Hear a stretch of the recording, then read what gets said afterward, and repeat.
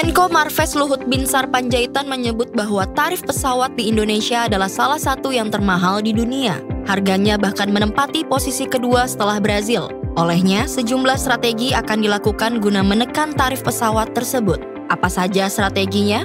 Bagaimana efek turunnya harga pada para penumpang nantinya? Ikuti ulasannya dalam editorial review. Beralih ke Sulawesi Selatan, Detik Sore akan bergabung dengan jurnalis Detik Sulsel untuk membahas peristiwa penjualan bangunan masjid seharga 2,5 miliar rupiah. Apa yang melatar belakanginya? Apa saja polemik yang muncul? Ikuti laporannya dalam Indonesia Detik ini.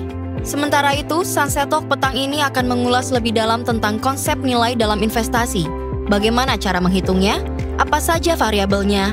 Ikuti bincang santainya bersama Firman Marihot, Chief Digital Officer Investasiku, sore ini jelang matahari tenggelam. Jangan lewatkan berita-berita Detikcom lainnya serta analisis pergerakan harga pasar hingga penutupan IHSG sesaat lagi. Detik Sore, nggak cuma hore-hore.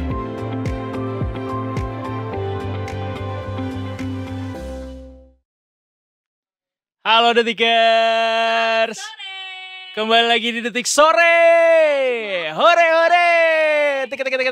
Mana kerincing kita nggak bawa nih? Iya benar ya, untuk memeriahkan dan juga menyambut aku ingin. Iya, menyambut Eza yang baru. Iya, Tanjidor. Ada atraksi ya, baru awal udah ada atraksi di sini. Penonton, ada yang baru nih. Yes, nggak ada Anita Mae di sini. Aku bebas. Siapa bilang? Oh, ada adiknya di sini. Betul, aku versi saset. Versi travel ya. Ada Eza Makfira di sini. Welcome to Detik Sore. Salam kenal juga buat ini ya, audiensnya Detik Sore ya. Karena audiensnya Detik Sore tuh beda loh sama Detik yang satu lagi yang nggak boleh sebut namanya itu. Aku memang pernah di Detik yang satu lagi yang memang secara waktu tuh memang lebih dari gelap ke terang. Iya, betul. Ke agak gelap gitu. Bener. Are you a morning person atau bukan? Aku money person. Money person. So wherever the money is, I will follow it ya. Iya, gitu. Kalau misalnya mau bikin Detik Midnight juga. Wah, gas aja. Itu udah banyak tahu yang minta-minta. Oh ya? Maksudnya kayak Detik Midnight boleh ada nggak kita bahasnya yang untuk dewasa 21 ke atas gitu. Ya nggak bisa, aku 19. Aku 19 tahun belum bisa kalau 21 ke atas. Ya udah kita tungguin 2 tahun lagi ya. Iya nggak apa-apa. Kelamaan, ya udah aku 20 setengah aja. 20 setengah, gak apa-apa. Yang Detik 21 tahun ke atas kita bahas kayak cicilan KPR. Kan hal-hal dewasa kan. Bener-bener. Uang sekolah anak. Sering kita lihat ya konten-konten di sosmed yang kayak melakukan adegan dewasa. Betul. Yaitu adalah bayar cicilan di tanggal 1. There you go. Bayar pajak, lapor pajak juga ya. Iya, mana pajak nih sekarang banyak lagi kan yang ditagihin sama pemerintah karena kan butuh banyak duit buat bangun proyek. Bener-bener. Sebentar, ini udah Juli ya, kita tuh menghitung hari menuju anniversary. Oh iya, menuju anniversary. Kita bilangnya anniversary juga nggak ya? Anniversary karena peringatan iya tiap sih, tahun tiap kan, tahun kan, instead iya. of birthday kan bukan Anniversary dilahirkan. of our Independence Day. Nah, gitu. Eza akan merayakannya nanti di IKN apa di Jakarta? Aku sebagai independent woman di Independence Day dan money person, aku akan nyari yang kayak Mbak, free tanggal segini, free. gitu ya. Itu juga kita free buat Detikers nih sampai jam 6 sore nanti kita akan ada buat Detikers melaporkan, menginformasikan, mengentertain juga sorenya Detikers mungkin yang udah mulai penat ya. Betul. Sama kerjaan dari pagi. Tanggal berapa sih? Tanggal 17. Biasanya tanggal segini tuh udah mulai pinjol-pinjol. Amin sebulan. Amin sebulan persis. Down. Amin sebulan. Amin sebulan sebelum mall manekinnya merah putih. Oh iya benar. Udah mulai bukan sih? Belum ya? Tunggu bulan Agustus masuk dulu kali ya. Dan juga nunggu Hamin 2 minggu lagi menuju resto-resto untuk yang namanya Agus makan gratis. Oh iya benar. Jadi kalau pacarnya sekarang mungkin bukan namanya Agus, boleh pindah dulu. Agus, ya. Oh iya. Oh, beruntunglah Anda. Ini adalah bulan yang Anda tunggu-tunggu berarti ya. Iya. Tapi lahirnya Februari. Oh, agak lain ya. Pernah Iya. nggak ketemu orang? Kenapa orang tuanya memberi nama seperti itu? Belum nanya. Bisa jadi nama mantan pacar ya. Terus dimasukin Agus. Be- Kayak Anjeli sama Tina, kucu-kucu tahe. Angel itu bukan Angelo ya? Bukan. Ya kan dia namain nama anaknya nama mantan pacarnya kan, gitu. Oh Di film benar. itu. Iya. Referensi gue agak jauh ya. Jauh ya. Yang bahkan sekarang juga kayaknya di OTT udah nggak ada ya. Masa sih? Iya nggak sih, kayak saking jadulnya Iya, karena mungkin. dulu nontonnya di bukan DVD bahkan CVD. Iya, CVD. CVD dong. CVD itu apa? CVD Aldiano. Nyanyi bareng VD. Nuansa bening. Ini mungkin juga yang ditunggu-tunggu sama orang-orang. Karena katanya tuh ada yang sudah ngantongi nama Menteri Keuangan. Nah, ini walaupun sebenarnya kita kan counting down ke anniversary itu Ya. kan baru hamin sebulan. Yes. Abis gitu counting down menuju ke apa Pemerintahan sebutnya? yang baru. Pemerintahan yang baru berarti masih ya, Oktober beberapa berarti Oktober. 3 bulan lagi lah. Iyalah ya. Tapi udah dikantongin. Udah katanya nih diam-diam sudah dikantongi nama baru untuk Menteri Keuangan oleh Pak Prabowo Subianto sebagai calon presiden kita yang baru atau presiden terpilih 2024 Detikers. Ini disampaikan sama ekonom Verdana Sekuritas Herianto Irawan yang katanya sih udah ngobrol-ngobrol, udah diskusi sama Menteri Keuangan yang ditunjuk tersebut. Wah, ada yang ngaku-ngaku nih. Siapa? Ini ya produser kita. Bukan. Kalau Tiba-tiba beliau jadi Menteri bukan Keuangan. Menteri Keuangan kayak Menteri 3, Menteri 4, apa ya? 5, 6. Menteri 4, 5, 6. Menteri 456. Ini katanya nih ya, di si Pak Herianto ini, ekonom ini diminta saran terkait market friendly sama si Menteri Keuangan yang katanya udah ditunjuk ini atau Iya. dipilih sama Pak Prabowo dan juga Mas Gibran. Hal ini untuk menanggapi berita heboh di The Financial Times soal wawancara dengan Hasim Joyo Hadikusumo seputar rencana utang pemerintah dalam waktu depan. Kebetulan minggu lalu ada lagi berita dari Financial Times tentang interview. Pagi-pagi saya di texting dari Menteri Keuangan yang akan datang, minta tanggapan yang market friendly gitu, kata Mas Herianto. Mas Herianto, you got the stage. Langsung kayak spill the tea. Iya benar. Walaupun sebenarnya juga memang kayaknya juga kurang etis ya untuk menyebutkan siapa atau mungkin kandidatnya ABC nanti ya Mas Indonesia memilih gitu yang Iya. mana.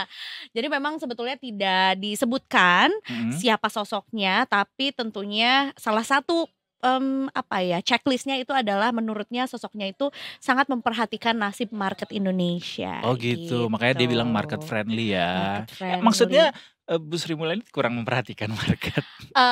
Mungkin kurang friendly. Namanya Eza, Detikers, Ibu Sri Mulyani. Nah, bukan Nama- market itu mungkin kurang friendly tapi lovely. Lovely. Jadi market Iya, lovely, iya. ya kan? Baiklah. Kan Iya benar sih Ibu Sri Mulyani itu sangat disukai sama, maksudnya kesayangan sama market karena betul. gue ingat banget waktu pertama kalinya Bu Sri Mulyani kembali dipanggil ke Indonesia pulang dari World Bank sama Pak Jokowi waktu itu di periode pertama. Senyum orang tuh beda ketika ngelihat Menteri Keuangan itu gitu. Banyak mungkin istilahnya tuh adalah membawa angin segar Iya. gitu ya, setelah sebelumnya juga dari World Bank pula habis Yoi. itu sekarang dihadirkan Balik lagi. kembali Bener. gitu ya, pasti kan membawa membawa ilmu-ilmu baru gitu ya, atau Iya, mungkin iya, juga iya. membawa Reputasinya udah internasional soalnya kan. Makanya nih jadinya sekarang kita sedang menanti sosok ini. Kalau dikonfirmasi sih kita sempat nanya juga sama Menko Perekonomian Erlangga Hartarto.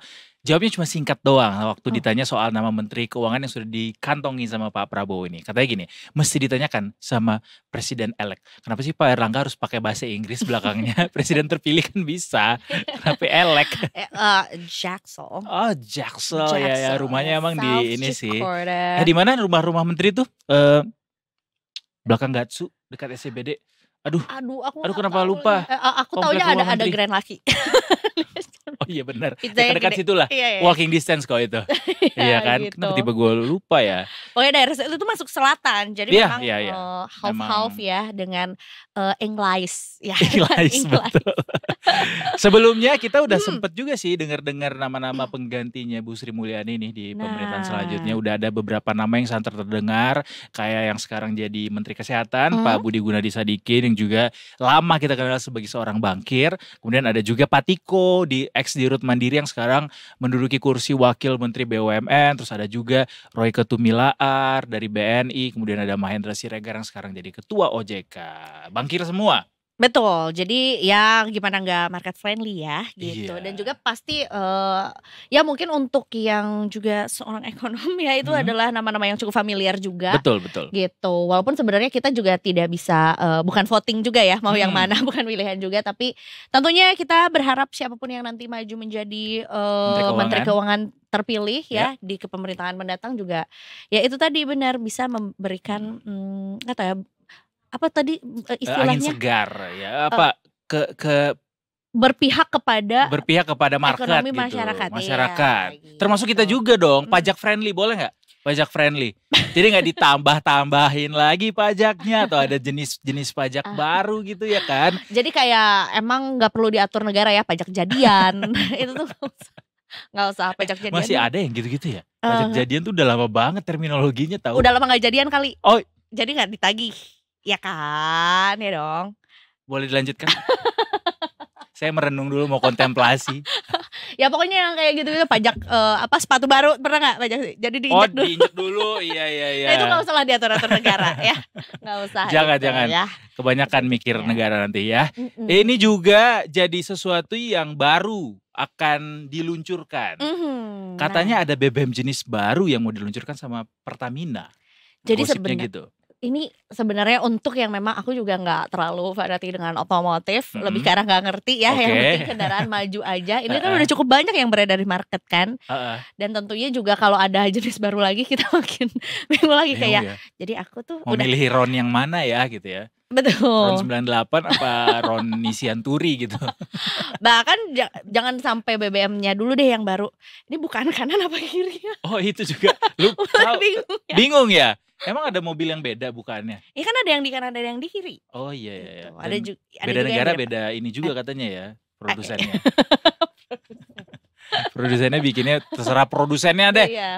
Mau bikin di kanan, mau di kiri. Gitu. Tapi sebetulnya nih ya, ini pemerintah menyatakan akan ada BBM jenis baru yang diluncurkan dan kabarnya ini memiliki kandungan sulfur yang lebih rendah. Aku belum digging juga sih apa pengaruhnya kalau misalnya si sulfur ini lebih rendah ataupun lebih tinggi. Tapi yang jelas kabar baru ini disampaikan juga oleh PT Pertamina Persero. Jadi ini masih dalam proses juga ya untuk BBM terbaru ini. Memang ada arahan dari pemerintah gitu, yang menyampaikan adalah Vice President Corporate Communication Pertamina Bapak Fajar Joko Santoso kepada Detikcom kemarin gitu. Tapi belum mau bicara banyak ya? Gitu. Takut ditanya-tanya kayak orang kayak gue gitu kali ya. Gue masih sibuk ngurusin launchingnya. Itu maksudnya gimana sih Pak? Wartawan jago tuh mancing-mancing gitu. Ini berarti harganya lebih murah daripada Pertamax kah atau lebih mahal kah? Subsidinya gimana nih? Subsidinya gimana? Siapa aja yang bisa menerima subsidi? Gitu. Terus dibanting lagi ke Kementerian Keuangan, gimana nih ada BBM jenis baru nanti subsidinya nambah apa gimana? Apa yang kayak mobil kayak miliar-miliar juta-juta itu boleh dapat subsidi enggak gitu? Mungkinkah? Bila aku bertanya. Jadi ini katanya akan diluncurin 17 Agustus Detikers. Oh, banyak yang kita lakukan ya agendanya ya. Banyak. Okay. Selain pidatonya presiden nanti ditunggu juga adalah ini BBM jenis baru ini. Kita nantikan bersama, semoga BBM ini justru lebih serendah sulfur katanya, berarti lebih ramah sama lingkungan, artinya jadi tidak menambah polusi yang ada di dunia ini ya. Cukuplah polusi suara, polusi kekecewaan asap ya kan itu di jalan ya gitu. Tapi nanti akan kick off juga di tanggal 17 Agustus ya gitu kurang lebih ya. 17 Agustus, tapi kita masih pantau lah ya kapan itu di mana akan diluncurkan dan seperti apa bentuk BBM-nya, berapa harganya. Dipantau aja di Detik Finance, pasti akan jadi breaking untuk berita itu. Betul, Secepatnya. jadi kita akan noted lagi, nambah lagi agenda kita di tanggal 17 Yes, Agustus. catat. Ini juga harus Catat. dicatat. Katanya nih, Bos The Fed, Opa Jerome Powell itu mau mundur kalau misalnya Opa Trump yang jadi presiden Amerika Serikat. Bahaya. Hubungannya apa Kak? Panggilnya Opa. Iya, emang mereka adalah kakek saya, soalnya marganya Simorangkir. Mereka. Oh, nggak nyangka. Apakah jago nyanyi juga Iya. kayak Do? Jerome Powell Simorangkir. Kalau Jerome Powell beneran marganya Simorangkir sih, gue tiap hari nge-WhatsApp sih. Minta uang. Gubernur Bank Sentral Amerika Serikat. Untung dia nggak punya WhatsApp. Untung, Di iya. sana kayak katanya nggak pakai WhatsApp kan? Iya, makanya WeChat. Masih ada gak ya WeChat? Pakainya ini YM. Yahoo Messenger. YM. Saking secretnya untuk komunikasi mereka. Jadi ini disampaikan sama Gubernur Bank Sentral Amerika Serikat atau Ketua Federal Reserve Jerome Powell.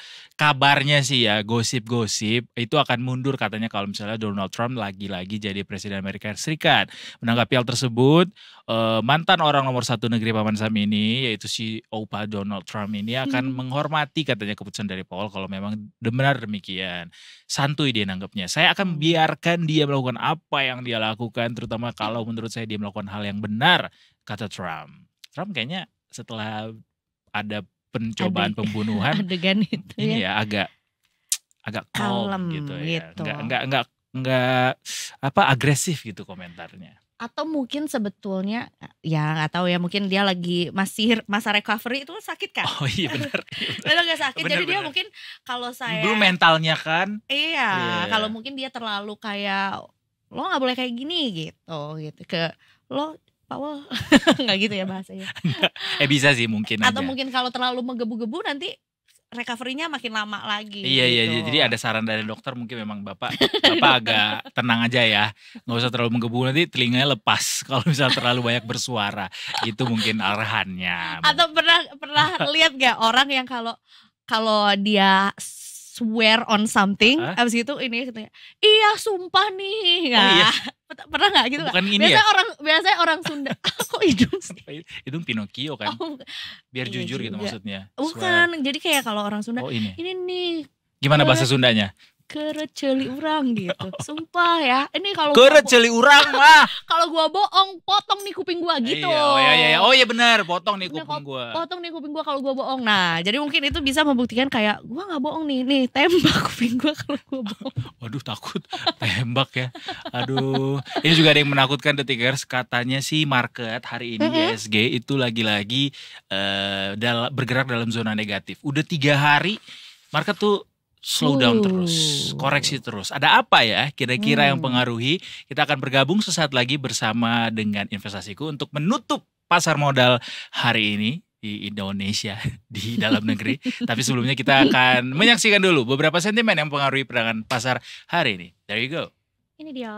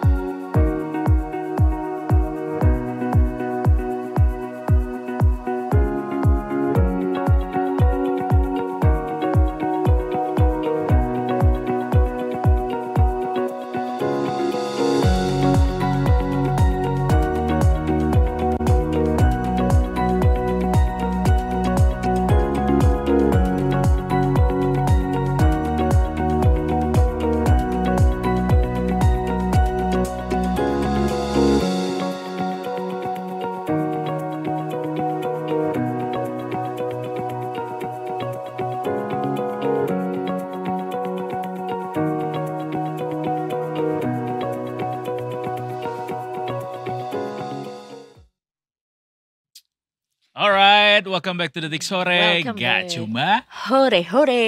Yeah. Ya, ini bagian yang non hore-hore.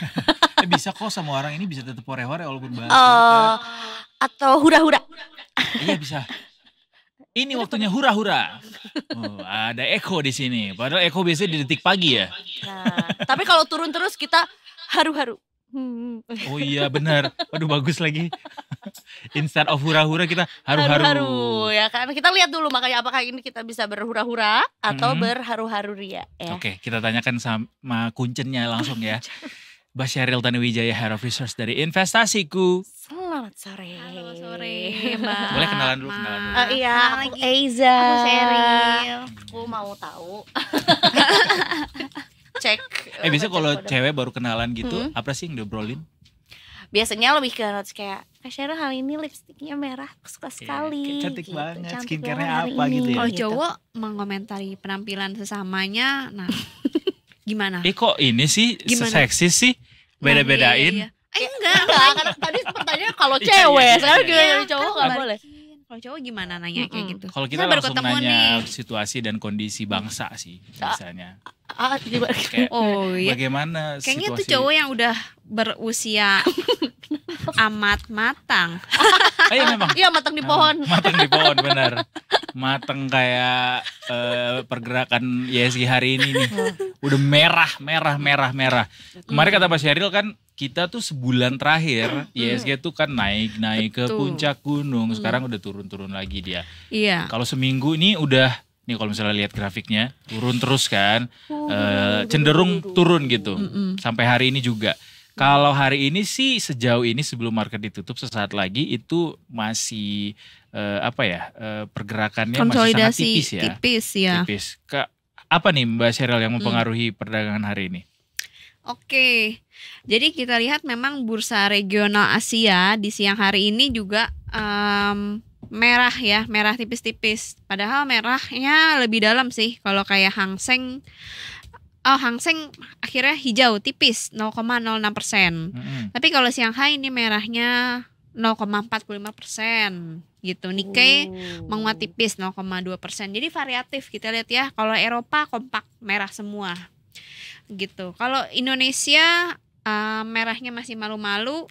Kalau bursa Amerika Dow Jones kemarin pecah rekor ya. Hijaunya menyala. Bukan Menya- menyala sih. Kalau menyala kita ya. Karena merah ya. Shining. Shining juga bisa. Shining. Royo-royo ya si Dow Jones Hijau ini ya. royo-royo. Jadi kemarin malam ada rilis data penjualan retail Amerika untuk periode Juni ini tetap tidak berubah ya, tapi masih mengindikasikan kondisi penjualan retail yang stabil ya.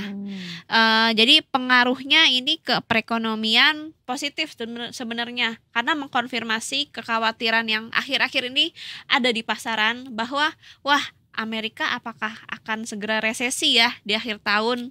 Kenapa market bisa berpikiran Amerika itu mau resesi? Karena suku bunganya kan masih tinggi, 23 tahun rekor. Bahkan dalam 2 tahun terakhir 2022-2023 kenaikan suku bunganya tuh sampai 11 kali totalnya. Amat agresif.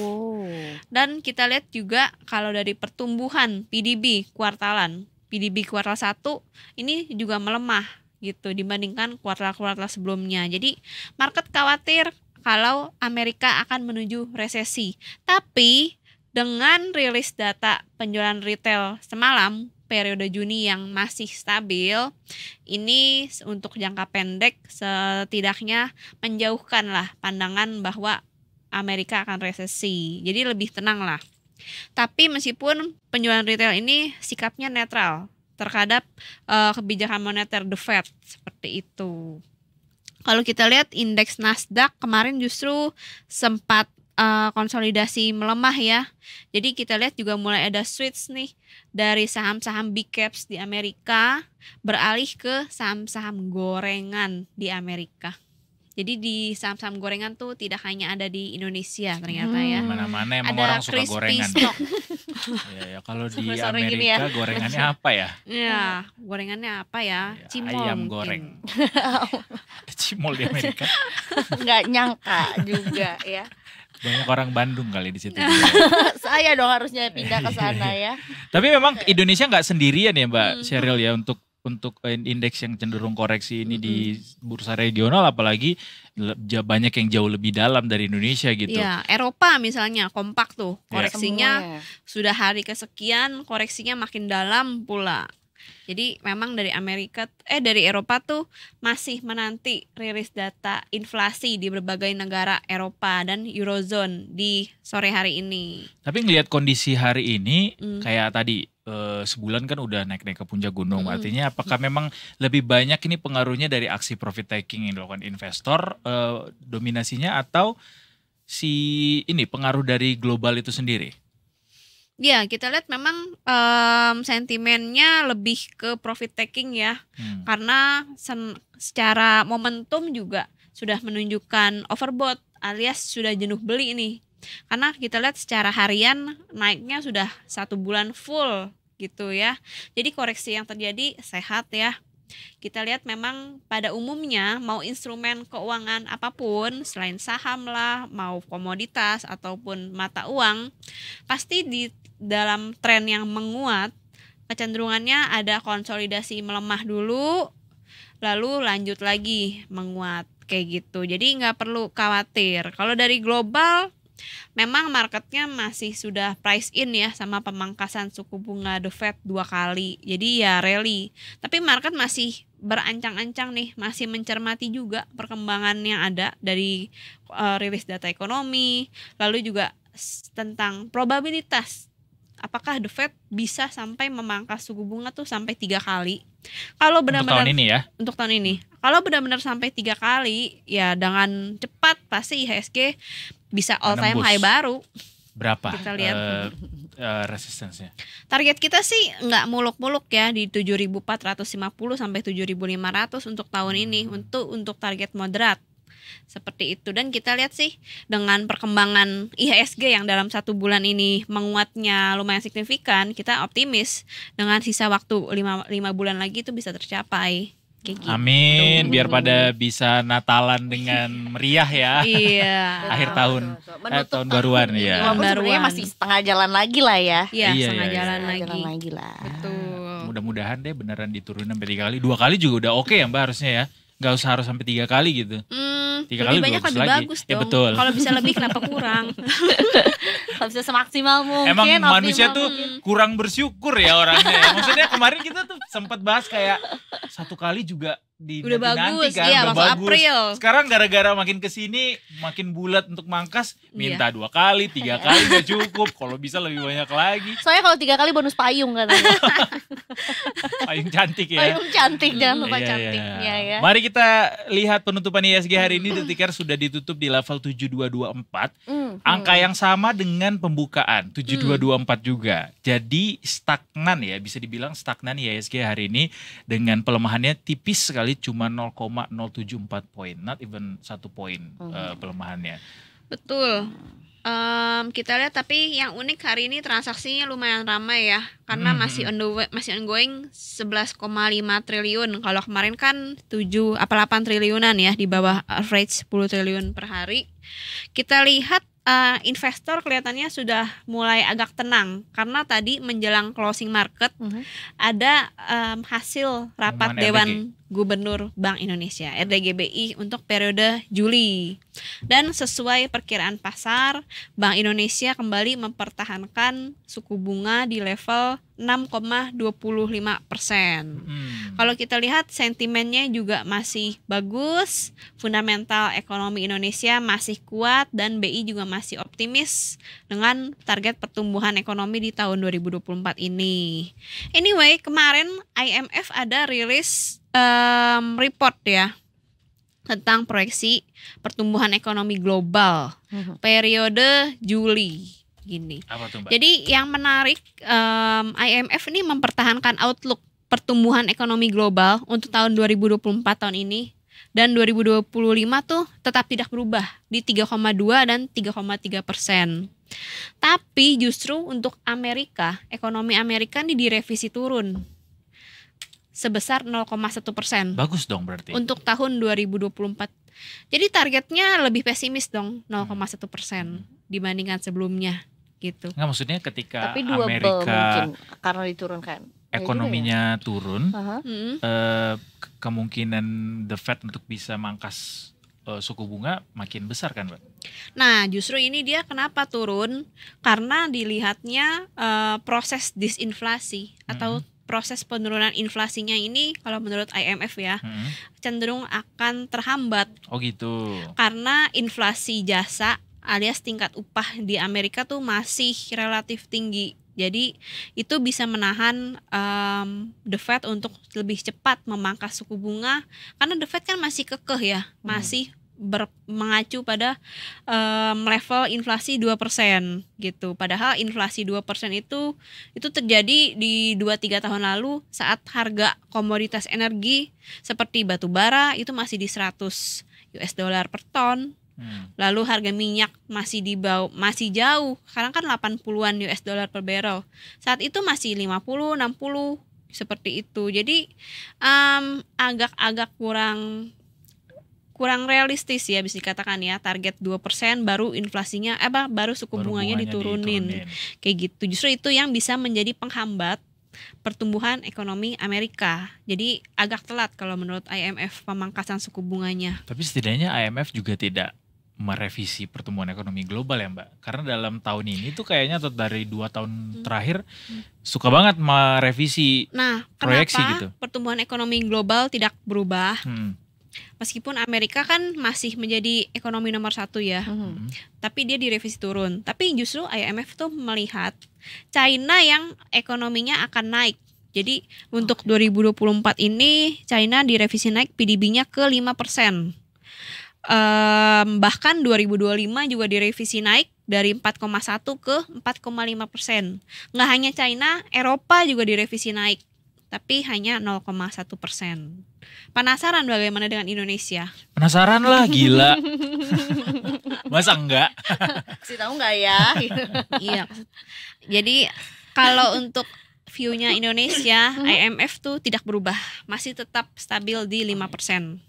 Seperti pandangannya di awal tahun kemarin, di awal tahun ini, di bulan April, di 5% untuk target pertumbuhan 2024 di tengah berbagai kekhawatiran defisit lah, kebijakan pemerintahan baru lah. Tapi kita lihat IMF buktinya masih optimis nih sama perekonomian Indonesia. Apalagi kita nggak sih? Dikonfirmasi apalagi kita nggak sih? Jubir Sri Mulyani soalnya. Padahal kalau dilihat maksudnya dari kinerja APBN, dari realisasi pajak kan dari awal tahun sampai saat ini tuh masih dalam tren turun lagi gitu. Rupiah. Tapi rupiah hari ini bagus banget, Mbak. Awal tahun belum 16.000, sekarang sudah 16.000. Iya, tapi ini udah 16.000 lagi, Mbak. 16.086. Semakin mendekati ya. Semakin mendekati. Awal tahun di 15.800 ya, 15.700. Bener. Ya kita lihat memang sempat, ya itulah dinamika pasar ya. Awalnya sempat terkoreksi rupiah kita, tapi ada progres yang positif untuk penguatan. Meskipun sebagian kalangan, lagi-lagi disclaimer, melihat penguatan rupiah ini hanya sementara. Jadi sebagian melihat rupiah ini sulit turun di bawah 16.000 seperti itu. Ya. Mereka memproyeksi akan ada bom waktu ya. Betul, karena rupiah. Ya seiring juga dinamika politik ya, baik di Amerika maupun di dalam negeri kita seperti itu. Itu kan juga pengaruh sama nilai tukar dolar dan rupiah. Gitu. Kalau sektor-sektor Mbak hari ini apa aja yang berhasil menguat di tengah stagnansi IHSG hari ini? Oke, kita cek sektor hari ini yang menjadi nggak penopang ya, karena IHSG-nya konsolidasi. Memberikan kontribusi lah. Iya. Ya. Yang hari ini penguatannya paling signifikan, lagi-lagi transportasi. Menguat 0,57%. Lalu ada lagi, yang paling top gainer non cyclical ya, atau konsumen primer 0,76, yang kedua transportasi, yang ketiga finance 0,38%. Top loser? Top losernya healthcare lagi. Kayaknya banyak yang sakit kali ya.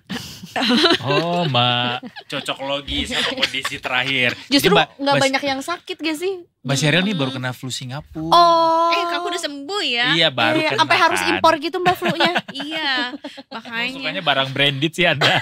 Jadi flu-nya di Singapura. Iya. Mbak, tapi udah sembuh kan ya? Karena Terus dia langsung batuk dong. Nular. Kenapa bereaksi ya? Iya, kenapa ya? bereaksi? Jangan dong. flu-nya kan nggak punya paspor, padahal dia tuh nggak tahu Indonesia atau Singapura. Iya, oke. Iya, tapi kan lagi promo tiket pesawatnya. Oh, dia nebeng ya mungkin ya. Iya, soalnya lagi banyak konser-konser di Singapura, jadi pada bawa dari sana, nempel deh. Produk Just Tip. Produk Just Tip-nya Tip flu. Aduh. Kalau besok kira-kira ISG akan berjalan seperti apa Mbak, dan siapa yang akan kita nantikan nih malam ini? Oke. Nanti malam ada aja tiap malam. Ada dong. Nanti sepi malamnya.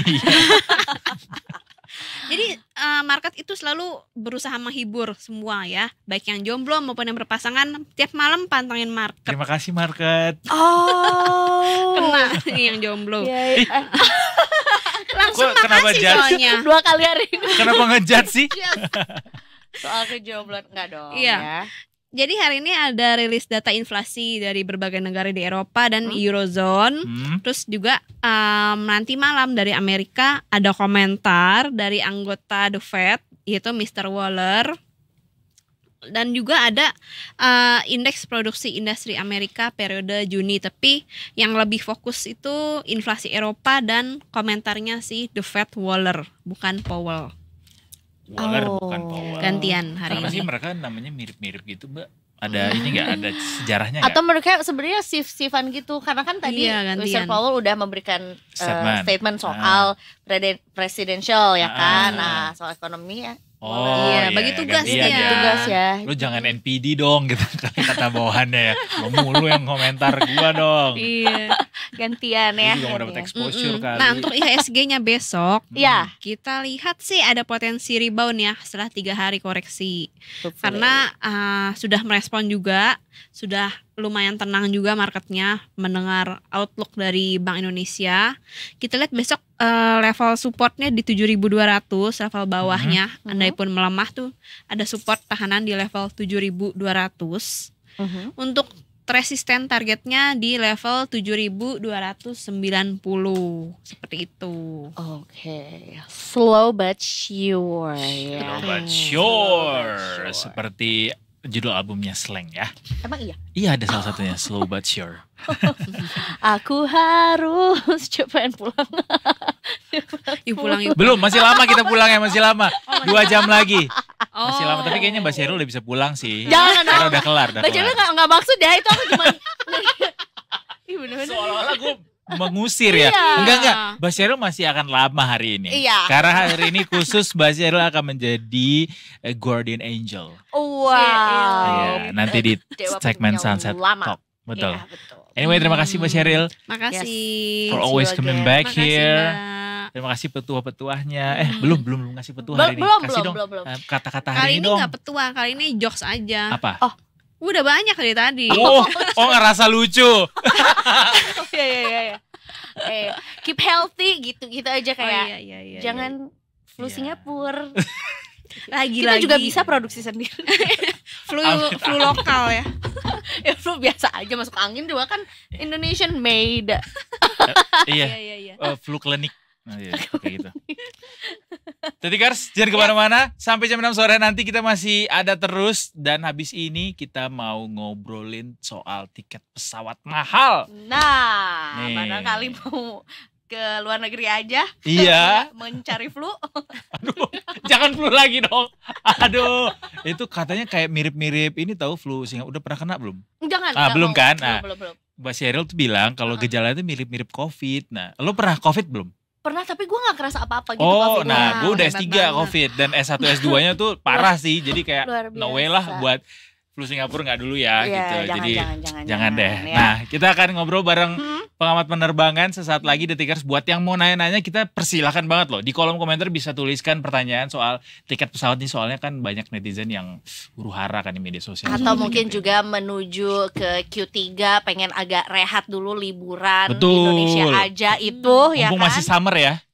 Masih summer gak sih ini? Kita July. kan all time pancaroba. iya. Ada itu summer, Silakan Mbak winter. Seril untuk nggak cuma hore-horenya. Sesaat lagi Detikers, jangan kemana-mana, tetap di Detik Sore. Gak cuma hore-hore.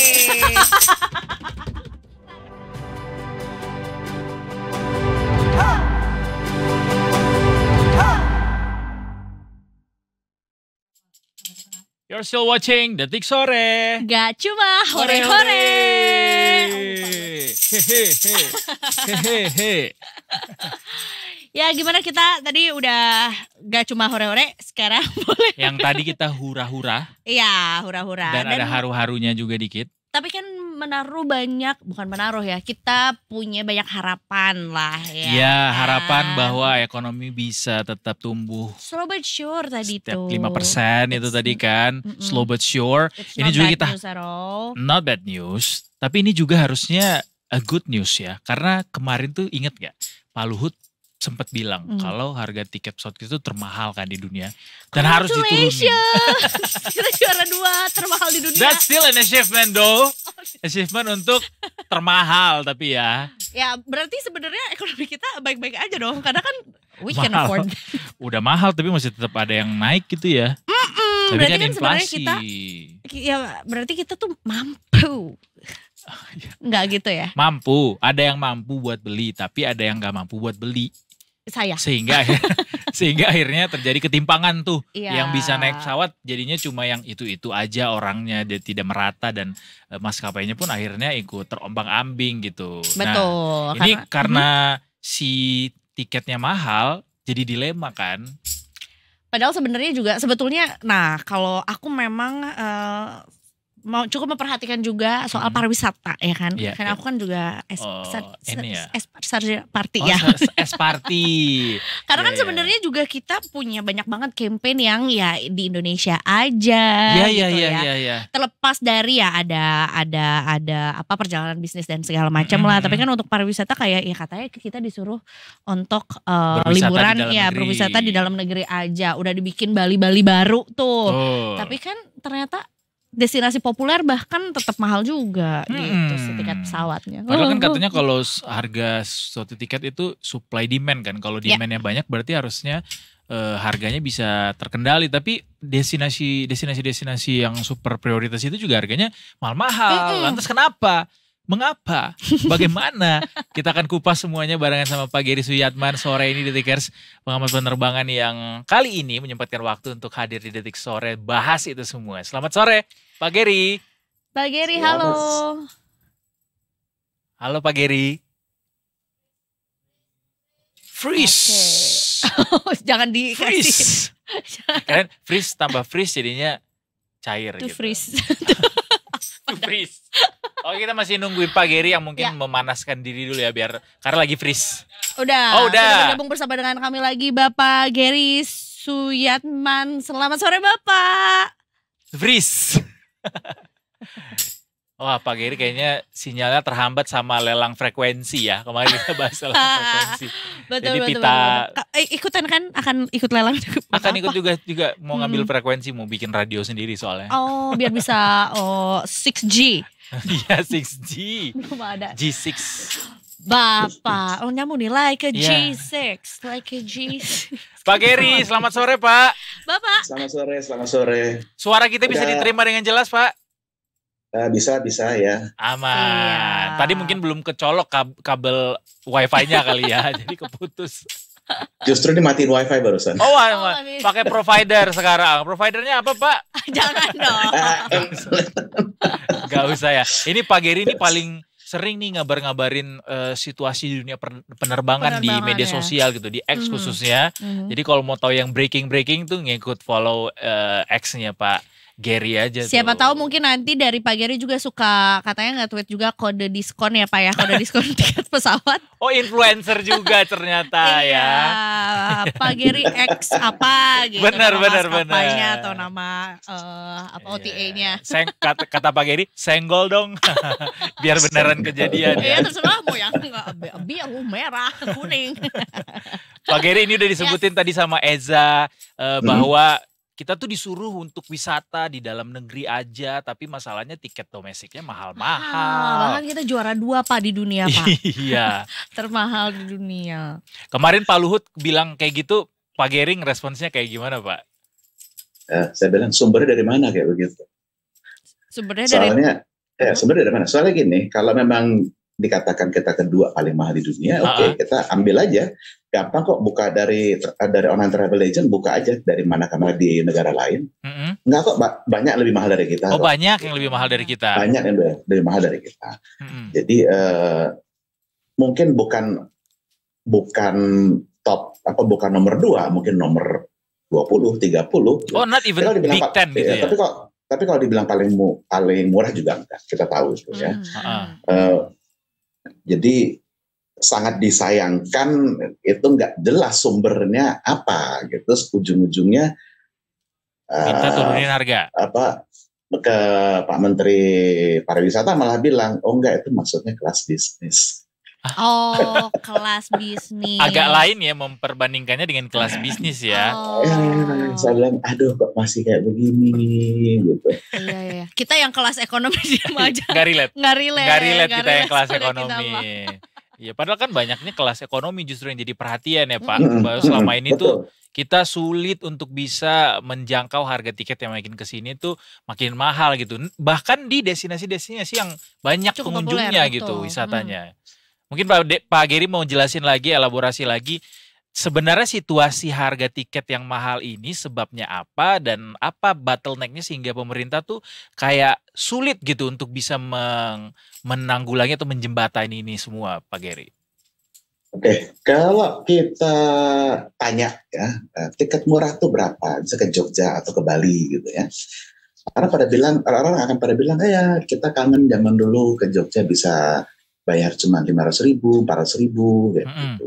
Terus kalau misalnya ke Bali ya itu palingan cuma 800.000 mereka bisa ke sana. Kalau dilihat itu terjadi tahun 2016 sampai 2018. Biaya waktu itu per satu kursi yang ada di pesawat itu kira-kira sekitar 350.000 sampai 400.000 1 jam terbang. Dan sekarang dengan kurs nggak tahu lah larinya kemana, terus harga minyak juga nggak tahu lah lari kemana gara-gara perang di sini di sana. Akhirnya harga aftur pun juga naik. Nah, itu mengakibatkan harga biaya per kursi per jamnya itu sekarang naik jadi sekitar 550 sampai 600.000 1 jamnya. 1 jam, oke. 1 jam. Jadi kenaikannya cukup besar. Nah, sedangkan kita tahu makin mahal jumlah penumpangnya makin sedikit semestinya ya kan. Tapi sampai sekarang dengan harga yang segini aja, tahun kemarin aja jumlah penumpangnya itu dibanding 2019 itu sudah 90%. Jadi demand-nya memang ada. Nah, ini jadi agak lucu gitu. Ada yang bilang, oh ya kemahalan, tapi kok masih penuh juga, ya kan? Terus juga kemarin pas Lebaran juga ada yang bilang, oh ya saya ke Padang direct domestik bisa bayar 2 juta, tapi kita terbang lewat Kuala Lumpur bisa cuma 1,5 juta. Ya, itu jadi pertanyaan tentu. Tapi waktu itu di X saya bilang hati-hati, sebentar lagi itu lebih mahal kok. Pada bilang nggak mungkin. Mereka carilah tiket dengan keliling-keliling lewat mana lantah lah. Dan ujung-ujungnya 4 hari sebelum Lebaran harga Kuala Lumpur Padang saja 3 juta. Terus pada kemana tuh mereka yang teriak-teriak? Tiketnya mahal, domestik langsung. Oh ternyata mereka udah beli atau mereka batalin rencananya. Terus kalau dibilang keluar negeri lebih murah juga, ya kita ingat waktu konser Coldplay, ya. Betul, Pak. Yang tadinya tiket ke Singapura itu cuma 800.000. Ya. Saya beli 2 juta, Pak. Nah, Anda beli 2 juta, ada yang beli 4 juta. Iya. Mahal ya. Mahal. Jadi kalau kita harus pahami, di Indonesia kita punya namanya tarif batas atas. Tarif batas atas ini memang tadinya digunakan untuk supaya tidak ada men-charge tiket kemahalan. Tapi ironisnya dari 2019 itu tarif batas atas belum direvisi. Oke. Nah, tarif batas belum direvisi, sedangkan biaya sudah naik tadi hampir 2 kali lipat. Nah, dampaknya apa? Tarif batas atas sekarang itu tarif batas atas 2019 ditambah 10% karena ada kenaikan harga fuel, jadi 2019 10%. Tapi kalau kita compare dengan tarif batas atas tahun 2016 itu sama aja. Jadi bisa bayangin maskapai biayanya naik, tapi nggak boleh naikin harga tiket. Dan itu sebetulnya juga diatur sama pemerintah juga ya, si batas atas dan batas bawahnya juga gitu. Tapi selain tadi bahan bakar Pak yang mempengaruhi juga apa aja ke harga tiket? Jadi gini, kesalahan judul yang tadi ya. Jadi dengan itu maskapai untuk mendapatkan harga tiket mahal pada saat high season itu sekarang susah, terbatas sekali. Karena tetap dekat dengan biayanya. Dan kita juga harus ingat pada saat kayak long weekend gitu, itu kayak tiket ke Bali segala itu mereka memang berangkatnya penuh tapi harus baliknya kosong. Begitu hari Minggunya harus baliknya penuh, berangkatnya kosong. Dan itu rata-rata keterisiannya kalau kita hitung pulang pergi itu cuma 80%. Ya, semacam occupancy rate lah ya. Ya kalau di hotel occupancy rate itu net occupancy rate cuma 85%. Jadi terus dari harga tiket itu juga ingat masih ada PPN, masih ada WJR, masih ada airport tax ya kan yang sekarang dimasukin. Nah sekarang begini, airport taxnya sekarang 100.000 ke atas gitu. Iya sih. Dimana waktu 2016 itu cuma 50.000, 40.000. Jadi kenaikan harga-harga pendukung atau pembentuk harga tiket pesawat ini sudah 2 kali lipat lah ya, bisa dibilang 2 kali lipat harganya dibanding hampir 2 kali lipat ya. Hampir 2 kali lipat dibanding 2016 yang terakhir kali tarif itu diubah gitu. Kalau dilihat ininya Pak, komponennya Pak, yang mana yang paling memberatkan Pak untuk maskapai sehingga sulit untuk menurunkan harga tiket ini? Yang pasti itu adalah aftur ya, BBM. Ya, kalau kita lihat pesawat A320 ya yang dipakai sama RS ya, Pelita, itu isi kursi 180 kursi, itu biayanya 1 jam terbang itu sekitar 6.000 sampai 7.000 dolar. Oke. Ya, di mana sekarang 3.000 dolarnya itu adalah dari aftur.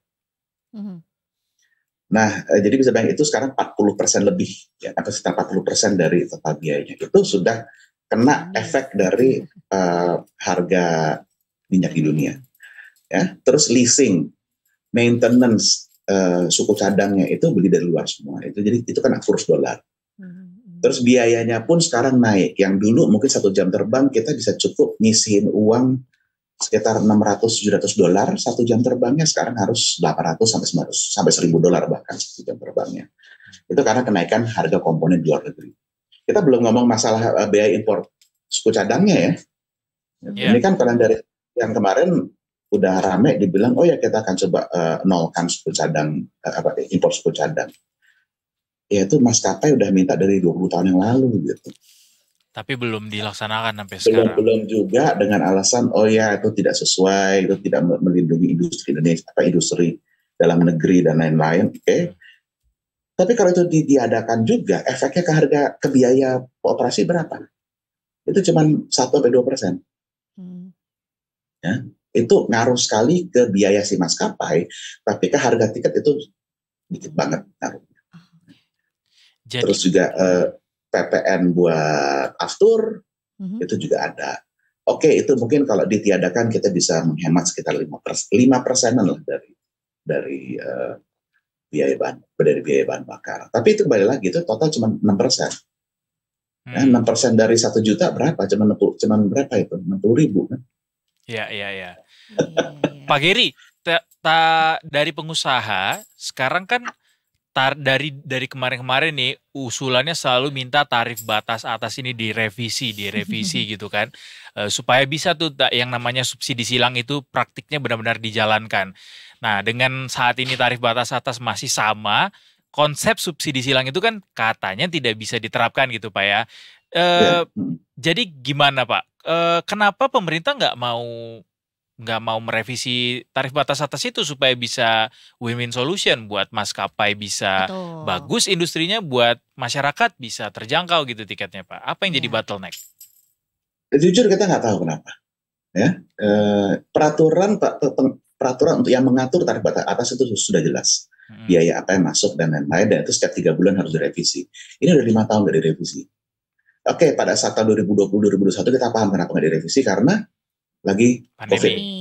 Ya, lagi COVID, sedangkan asumsi load factor 60% untuk perhitungan tarif batas atas itu nggak bisa diterapin, itu udah nggak mungkin waktu itu. Tapi dari tahun 2022 ke sini kok nggak ada revisi. Sedangkan kita ingat waktu tahun 2022 ya, ayo kita bangkitkan lagi industri pariwisata, yuk terbang, yuk ini, yuk itu. Hotel masih murah kan? Betul. Ya, sekarang hotel berapa? Iya sih. Hotel berapa? Harus hotel pakai naik. kode kupon dulu Pak. Oke. Hotel sudah naik berkali-kali lipat. Iya.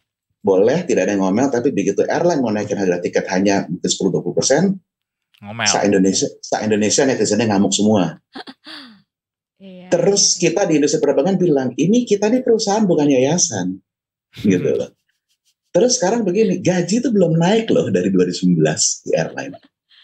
Ya. Bisa bayangkan itu karyawan-karyawan tuh sekarang mau ngirim anak ke sekolah, mau beli makan udah pusing. Kita jangan mikir yang pilot-pilot yang kayak apa yang gaji tinggi-tinggi lah. Mereka juga karena potong gaji kok. Gitu. Kita coba ngomong ground staff administrasi di maskapai. Mereka belum bisa naik gaji. Ya, terus orang-orang yang di kantor yang juga terlibat dengan operasi dan safety. Kalau mereka kerjain stres, apakah kita nyaman terbangnya? Enggak juga. Iya. Nah ini sebenarnya kembali ke dilema yang harus kita ambil pilihan. Netizen banyak bilang, oh di luar negeri bisa murah. Ya, tapi begitu mahal mereka diam. Ya, di Indonesia, oh ya pas low season mahal. Ya, tapi begitu peak season mereka nggak dibanding di luar negeri, kita lebih murah, mereka diam. Sekarang pertanyaan adalah, mereka mau pilih yang mana?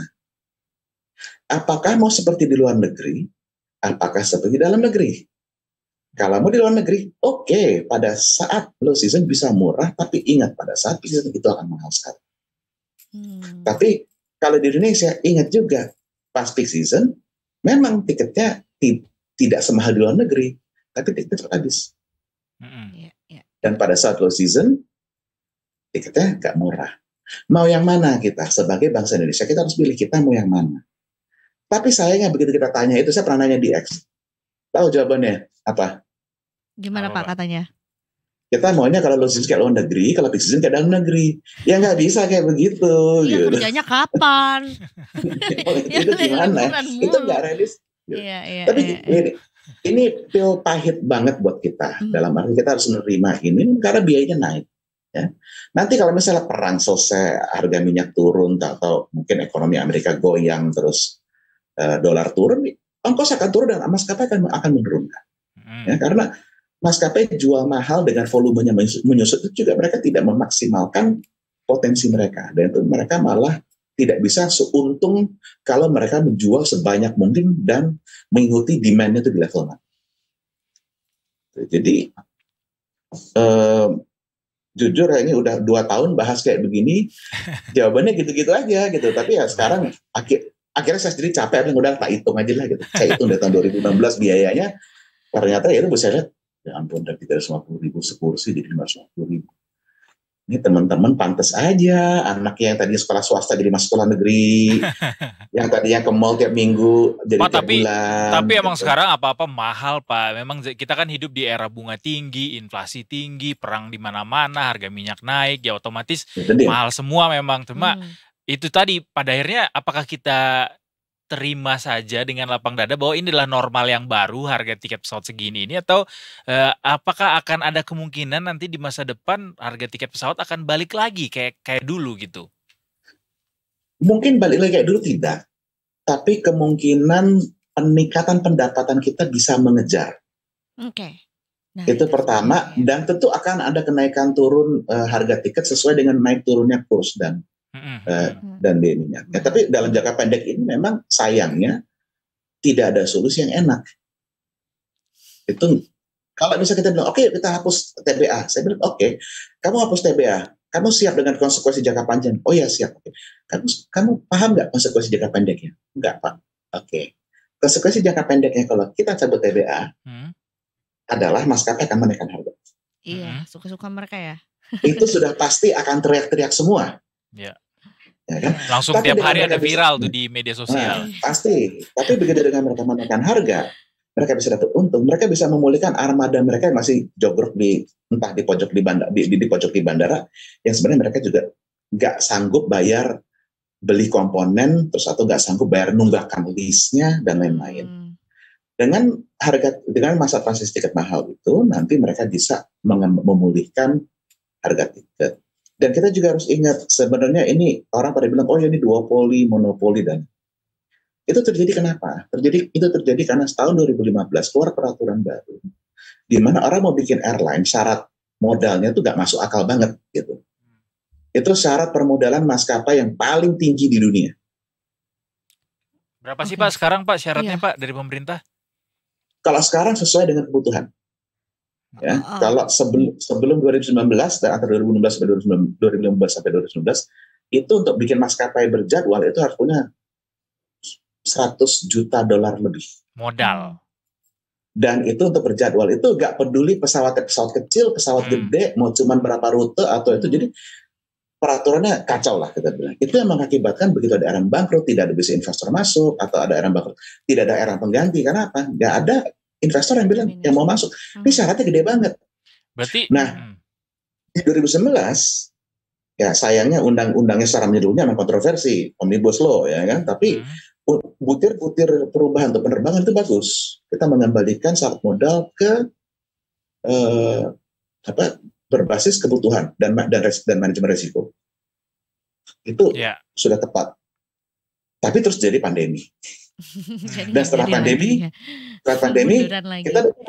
kita berharap oke, TBA direvisi dan lain, oke, ini airline bakal ramai lagi, ini bakal kayak tahun 2000 habis Krismon, kondisi pasar lagi jelek, supply-nya lagi sedikit, harganya tinggi, akan menarik buat investor. Tapi ternyata TBA-nya nggak dinaikin. Investornya yang tadinya bilang mau masuk pada kemana? Nggak ada, saya buka di negara lain aja deh. Ya.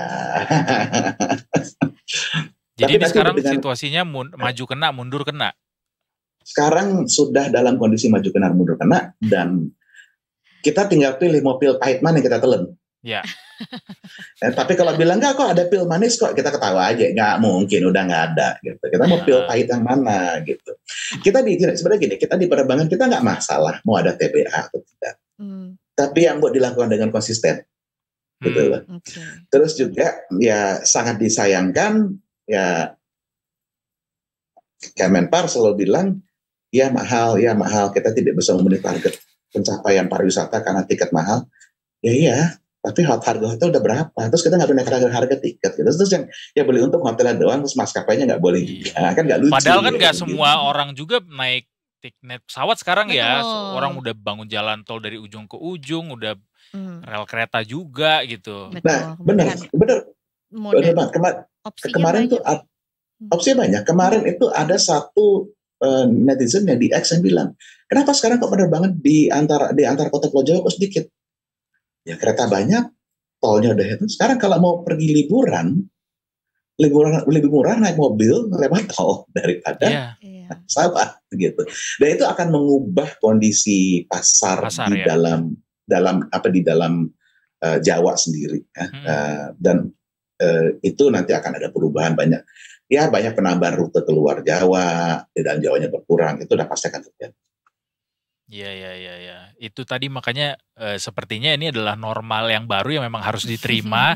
Tadi kalau kata Pak Geri, pil pahit yang diterima itu yaitu harga tiket pesawat yang mahal itu, tinggal kalau mau jadi manis pilnya, tambah deh isi kantong lu biar bisa affordable tuh tiketnya. Jadi sebetulnya ya mahal ya memang karena ya modalnya juga mahal. Kita juga nggak mau ya maskapai Indonesia juga malah jadi melonggarkan melonggarkan keamanan dan segala macam. Ya, jadi mungkin yang menurunkan kualitas lah, atau mungkin juga ya mereka juga punya kru yang juga harus dikasih makan juga. Betul ya. Dong. Gitu. Saya boleh tambahin sedikit nggak nih? Boleh Pak. Ini kan banyak juga yang bilang, oh airline di Indonesia nggak efisien, terus mereka makanya jual tiket mahal ya. Lihat di luar negeri bisa murah. Terus ada yang bilang, oke, kita undang aja maskapai luar negeri masuk ke Indonesia. Oke, maskapai luar negeri masuk ke Indonesia, kalau harus ikut peraturan Indonesia dengan TBA, mereka akan jual harga yang sama. Satu, aja dong. Ya, sama aja gitu. Dan malah kita dirugikan sebagai bangsa. Okay. Kedua, maskapai Indonesia terbang di rute internasional dan sekarang mereka banyak ngalihin ke rute internasional karena apa? Mereka lebih bebas ngeset harganya. Meskipun banyak murah, tapi begitu pas mahal mereka bisa dapat untung banyak. Dan mereka bisa menjual itu dengan harga yang sama dengan maskapai yang kita elu-elukan suruh masuk ke sini. Jadi sebenarnya itu bukan masalah maskapai kita tidak efisien, tapi kondisi operasi di dalam Indonesia yang tidak memungkinkan kita efisien atau jual harga tiket. Jadi harus diubah di situ, bukan maskapai dipaksa turun harga. Iya. Karena tentunya namanya juga bisnis, tentu harus ada yang untung gitu ya untuk mempertahankan industrinya sendiri juga sekaligus. Dan saya mikirnya gini Pak, mungkin pemerintah juga menahan-nahan ketergesaan masyarakat untuk menurunkan harga tiket ini karena kan sekarang banyak opsi moda lain gitu untuk bisa dinikmati. Kenapa nggak menikmati yang itu dulu aja gitu ya, pesawat buat yang mampu aja pada akhirnya gitu. Atau mungkin ya memang hanya memungkinkan untuk dicapai menggunakan pesawat gitu modanya gitu. Oke. Ya itu dilema sih. Ya 10 Bali baru jauh-jauh semua. Iya itu dia Pak. Iya. Mau gimana gitu kan. Bikin 10 Bali baru tapi di saat yang sama tidak didukung sama keterjangkauan harga moda transportasi yang digunakan ya. Padahal tadi sebenarnya sempat di-mention juga ya kalau transportasi itu jadi salah satu bukan industri komoditas yang juga emiten yang berhasil juga gitu. Saat ini. Oke deh Pak Gary, terima kasih banyak. Sorry banget soalnya waktu kita nggak panjang. Pak Gary juga mesti malah melanjutkan aktivitas lainnya juga. Terbang lagi sepertinya Pak Gary ya. Akan kemana Pak? Terdekat di waktu terdekat. Pak Gary terbangnya di media sosial sering banget. Pak Gary nanti kapan-kapan kita ngobrol lagi ya. Jangan kapok-kapok ya Pak, ngobrol bareng kita. Terima kasih banyak. Terima kasih selamat sore Pak, sehat selalu. Selamat sore Bapak. Ya udah kita liburan sesuai dengan kantong aja udah. Tapi itu gitu benar ya. sih, maksudnya ya pesawat itu kan salah satu opsi ya. Walaupun memang ada juga kegelisahan bahwa kita kalau misalnya kayak anak rantau nih misalnya dari Jawa ke Sumatera dulu bisa dapat harga sekian, sekarang jadi berapa? Gue sih berasa banget sebagai anak USDA ya, USDA Sumatera. betul. Jadi ya pada akhirnya menyesuaikan. Kalau misalnya dulu pulang mungkin setahun bisa berapa kali dikurangi jadinya frekuensinya gitu-gitu. Betul. Dan tapi ya itu sih memang dilema ya, akhirnya juga kita jadi tahu apa sih sebetulnya yang menyebabkan si tarif ini tuh nggak turun-turun padahal pandemi sudah selesai. Kemudian juga geliat ekonomi juga sudah jauh lebih kekencring. Iya, nggak apa-apa. Itu back sound. Iya kaget. Ya maksudnya juga ya sekarang sudah kembali lagi yang belum bisa liburan sekarang udah jauh lebih mudah liburan juga gitu. Iya. Kemudian juga dengan era media sosial juga kan sekarang kita udah kayak oh iya ternyata di Makassar ada ini gitu. Iya. Di Sumatera ada ini gitu. Apalagi sekarang kita kan yang belum pernah ke Kalimantan mungkin akan banyak-banyak rute ke Kalimantan. Oh iya, apa yang menarik Kalimantan? Oh ini IKN ya maksudnya. MC di IKN. Halo. Ya meskipun banyak goncangan-goncangan juga ya selama itu bergulir, mulai dari perang lah di Timur Tengah, di Ukraina dan Rusia. Betul, kemudian yang akhirnya berpengaruh ke harga minyak dunia juga ya dan kan. Era suku bunga tinggi. Mau bilang suka bunga. Oh suka. Ada apalagi Cina juga ekonominya melambat, macam-macam lah gara-gara pandemi. Ya itulah Detikers, terimalah pil pahit itu ya. Kita nantikan mungkin nanti dari obrolan ini ada pemerintah dari regulator juga yang mau ngobrol bareng kita gitu ya. Kemenhub mungkin atau Kemenpar untuk menjelaskan ini sebenarnya masih mungkin gak sih kita menikmati harga tiket yang zaman dulu atau kita menuju normal yang baru aja. Atau mungkin apa saja yang bisa kita lakukan lah ya. Untuk juga mendukung sekalian juga pariwisata Indonesia juga gitu. gimana caranya? Kalau kita banyak liburan mungkin akan secara bersama-sama kita liburan semua se-Indonesia. Kita cuti nggak usah. Biar harganya Biar murah harganya ya. Nah, Iya, bisa iya. jadi. Oke ya. Alright, kita balik ke jalanan dulu Detikers. Udah lama nih kita nggak balik ke jalanan. Kita akan gabung sama NTMC Polri. Ada Brigadir Ade Cynthia katanya yang Mari. siap sedia melaporkan Melaporkan, ya. kondisi terkini di jalanan Jakarta. Silakan. Selamat sore, Brigadir Ade. Halo, selamat sore semua. Selamat sore, Sore. Ini Brigadir Ade. Hujan gak sih Jakarta hari ini? Hujan gak Brigadir Ade? Walaupun lagi di dalam ruangan sih. Belum kayak- sih, belum hujan. Belum ya. Tadi Belum pas ya? kesini sih Belum. udah mendung-mendung. Dari kemarin mendungnya aja sih ya. gitu. Tapi hujannya enggak ya. Iya, malu-malu kucing ya hujannya masih ya. Oke deh, Brigadir Ade Cynthia silakan laporannya. Baik, terima kasih rekan di studio. Selamat sore Detikers. Dan dengan saya Brigadir Ade Cynthia hadir untuk menginformasikan arus lalu lintas terkini melalui pantauan CCTV Korlantas Polri. Dan langsung saja CCTV pertama kita menuju ke kawasan Caritas, Palembang. Kondisi arus lalu lintas pada sore hari ini dapat kita lihat bersama dari arah Jalan Kolonel Atmo yang akan menuju ke arah Veteran ataupun dari Jalan Kolonel Atmo yang akan menuju ke arah Simpang Sekip, Pangkal, arus lalu lintasnya terpantau ramai lancar dan terlihat bahwa perlambatan kecepatan kendaraan di kawasan ini terjadi hanya menjelang traffic light. Selepas traffic light, kendaraan pun dapat melaju dengan kecepatan normal. Dan kami ucapkan terima kasih bagi pengendara yang telah berhenti di belakang garis stop saat lampu merah dikarenakan ada hak pejalan kaki di depan garis stop. Dan selanjutnya kita bergeser menuju ke kawasan Jembatan Layang Mampang, Jakarta Selatan. Kondisi arus lalu lintas dari arah TNDN yang akan menuju ke arah Pancoran, arus lalu lintasnya terpantau ramai lancar. Justru peningkatan volume kendaraan terlihat terjadi dari arah Cawang menuju ke arah Semanggi, baik dari jalur flyover maupun dari jalur tol dalam kota. Dan hal ini pun dikarenakan bertepatan dengan jam pulang perkantoran, kami menghimbau bagi pengendara untuk tetap berhati-hati dan menjaga jarak aman kendaraan Anda. Dan selanjutnya kita bergeser menuju ke kawasan Pospol Taman Safari, Jawa Barat. Kondisi arus lalu lintas pada sore hari ini dapat kita lihat bersama bahwa sudah terjadi kepadatan di kawasan Pospol Taman Safari, Jawa Barat, baik dari arah Jakarta menuju ke arah Puncak ataupun sebaliknya. Dan kami pun menghimbau bagi pengendara yang akan melintasi kawasan ini untuk tetap berhati-hati serta antisipasi banyaknya aktivitas angkutan umum yang menaik turunkan penumpang tidak pada tempatnya yang dapat menghambat kelancaran arus lalu lintas di kawasan ini. Dan selanjutnya kita bergeser menuju ke kawasan Bundaran Cibiru, Bandung, Jawa Barat. Kondisi arus lalu lintas dari arah Ujung Berung atau Jalan Jakarta yang akan menuju ke arah Cilenyi, arus lalu lintasnya terpantau ramai lancar, begitupun dari arah sebaliknya. Dan kami pun menghimbau bagi pengendara yang akan melintasi kawasan ini, pastikan untuk tidak memarkirkan kendaraan Anda di bahu jalan dikarenakan dapat menghambat kelancaran arus lalu lintas di kawasan ini yang dapat berimbas kemacetan.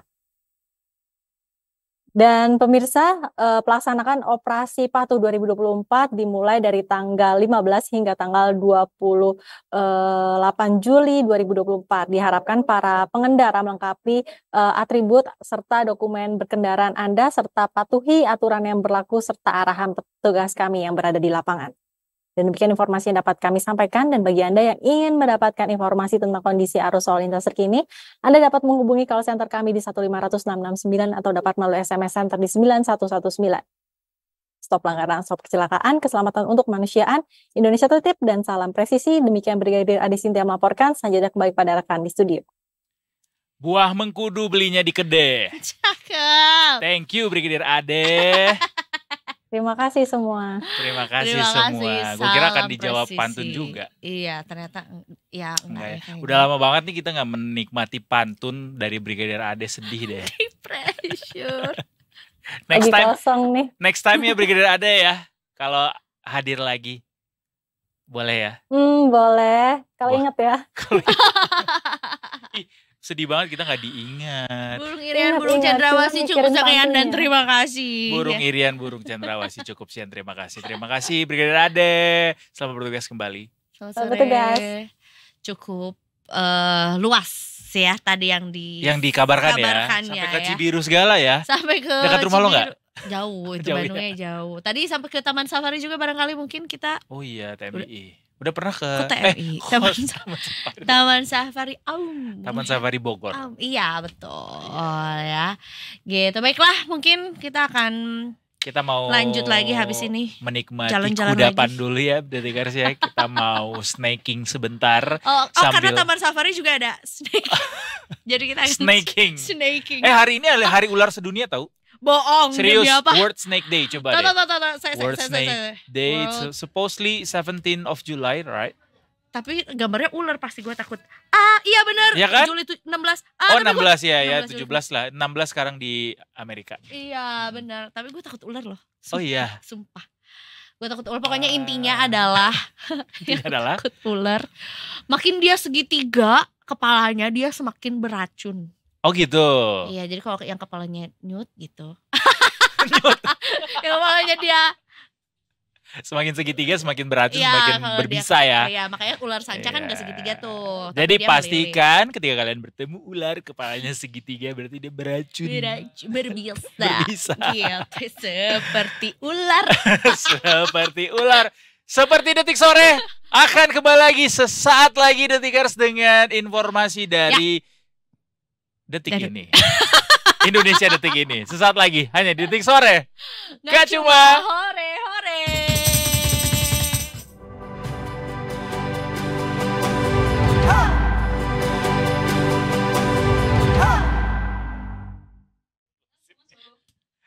Masih di Detik Sore. Gak cuma hore. Aku tuh ya lagi ngomongin. Kita lagi ngomongin sesuatu yang seru. Wakaf dan tidak wakaf. Jadi gue nanya tadi sama Eza, kalau tanah wakaf tuh emang bisa dijual ya? Lalu penjelasannya adalah tidak boleh. Karena itu sumbangan kan jatuhnya. Betul, itu tuh milik umat gitu loh, milik bersama lah gitu. Nanti kita akan obrolin itu ya, barengan sama Detik Sulsel.